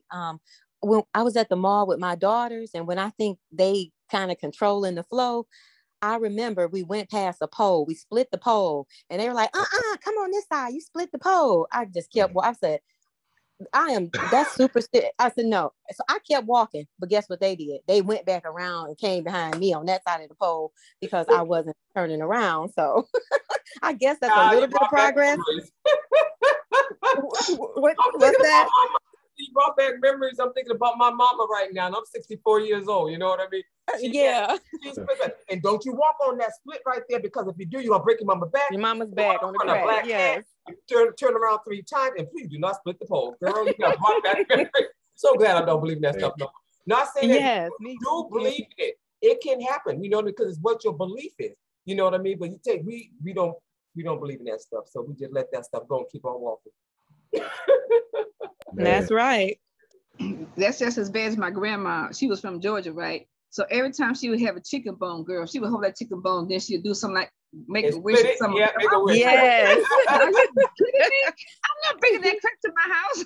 I like to say one thing though, folks, with this weather and everything, I don't know how hard it is where you're at, but right here is, I think we're in our 90s right there. We've been in the heat wave. We know the heat wave back in Boston where I come from, and everybody's drinking water. And people are still passing out. And I just want to let you know that the reason why is because the water you're drinking doesn't have any minerals in it. So what I do, I buy this teaspoon. This is magnesium. This is potassium. And I put this right here. I know it looks bad, but it's all powder, vitamin C powder to cut the taste. And the reason why is because our food don't have enough nutrients in it. I think so y'all were talking about the dead soil and everything. They put potassium to make the collard greens look pretty, and ain't no nutrients in it. So if you find somebody who's passing out on the way, please add a little of that into their drink, and it'll bring them back. That's the reason why you see runners and stuff like that who drink a lot of water. What do? They see they're getting charley horses in their legs because the potassium and the magnesium is being put out. And that's my note from this old lady. Thank you for listening. And you're supposed to be sending me that. So we're gonna talk, okay? What's that again? You're supposed to be sending me that information that you just showed me. Oh, on my side down. I'll bring it downstairs. So I just thought I just let folks know about the water. But the water is and I drink distilled water. You like me, distilled water has absolutely nothing in it. I do distilled water because of the fluoride. I feel like that they can make strong bones. They can make strong bones for your teeth. It can break your bones and become brittle. So I don't want no fluoride in my water. But that brings me to the point where I don't have no minerals in it whatsoever. So I just thought I'd share that with you guys. Well, that's nice. Thank you. Total robot. Thank you both. Total robot, my heard. Hallelujah. I'm gonna close this out in prayer, family. But yeah, also you can, you can add lemons and limes as well as cucumber. I know you probably know about that too, to your water. Let it sit. But no, I'm gonna close this out in prayer, family. It's been good to fellowship with everyone. I pray that everyone was impacted in some type of way to, seek a closer relationship with the Most High. Hallelujah. And to stay on that narrow path. So I will close us out and I will do the blessing as well. Hallelujah. Hallelujah. Yahuwah. All praises be unto you, Father Yahuwah. Abba, we thank you for allowing us this time that we can come together virtually, Father, on the Sabbath day, celebrating your Sabbath day, to come together as brothers and sisters and discuss your word. Hallelujah. And I pray, Father, that your word takes deep root in our hearts and bears much good fruit in our lives. We pray, Father, you will give us understanding of all things, your scriptures, and also the things that are going on in this world. Help us to see everything through your lenses, Abba, and make sure that we're walking the right way, a way that's pleasing to you, uprightly before you. We want to be in your presence at all times, Abba. We never want to be without you. We never want to be away from you. We want you involved in every area of our lives, Abba. Hallelujah. Thank you, Father. So we ask, Abba, that you have your way, Father. We submit to you, Abba, have your way in our lives. We know that you have a perfect and an excellent plan and will for us, Abba. Hallelujah. We know that you're doing things in our lives right now. Some of us may not understand what you're doing in our lives right now, but we ask, Abba, that you keep us. Keep us, Father. Help us to keep walking and not give up. Help us to stay on the narrow path. Give us new strength, Abba, new life. Hallelujah. Refresh us, revive us with your awesome presence, Abba. With repentant hearts, Abba, we come before you and we confess and repent our sins, and we ask that you will please, Abba, mercifully and graciously purge us and cleanse us of everything in us that is not from you. Help us to even look at ourselves the way you look at us. Hallelujah. Help us to see ourselves the way you see us. Hallelujah. Give us your thoughts, Abba. Help us to think good thoughts, and help us to overcome negative and doubtful and worrisome thoughts that may try to attack us. Hallelujah. Help us to walk in your freedom at all times. We give all praise unto you, Abba, and I pray for all the brothers and sisters on this call that you will shower them throughout this entire week with your shalom, Abba. Prosper the works of their hands. Hallelujah. I pray, Father, that you will move. I pray, Father, that you will also bless our bodies, heal us spiritually, mentally, and physically. Remove all sickness that may be in our bodies that we don't even know about. Heal us, Abba, of all ailments, and help us to walk in excellent health for your esteem, Abba. Help us to shine as the light you called us to be in this earth. We give all praise unto your mighty name. It's in the mighty name of Yahushua HaMashiach that we pray and we say, hallelujah. Amen. Hallelujah. Hallelujah. Thank you. I have one disclaimer. We got the potassium. If you know somebody has renal disease or kidney disease, do not give them potassium. It could do a lot of harm to them. Other than that, the rest of y'all, take your potassium. Ema did the commercial. Ema did it. Yeah. I'm gonna read the blessing, family, and we can close out after this. Yahuwah bless you and guard you. Yahuwah make his face shine upon you and show favor to you. Yahuwah lift up his face upon you and give you shalom. And in the Hebrew, Yabarekecha, Yahuwah ve'yishmarecha, Ya'a Yahuwah panav elecha, bichunecha, Yisa Yahuwah panav elecha ve'yasam lecha, shalom. Shalom. Yeah. Shalom. Love y'all, family. Take care. Shalom. Love y'all. Shabbat shalom, Mr. Shah. Shabbat shalom. Love y'all. My invite, Felicia. We say, Marcia, you say something? No, I was talking to Felicia. Sorry. Oh, okay. Y'all take care. Oh, man.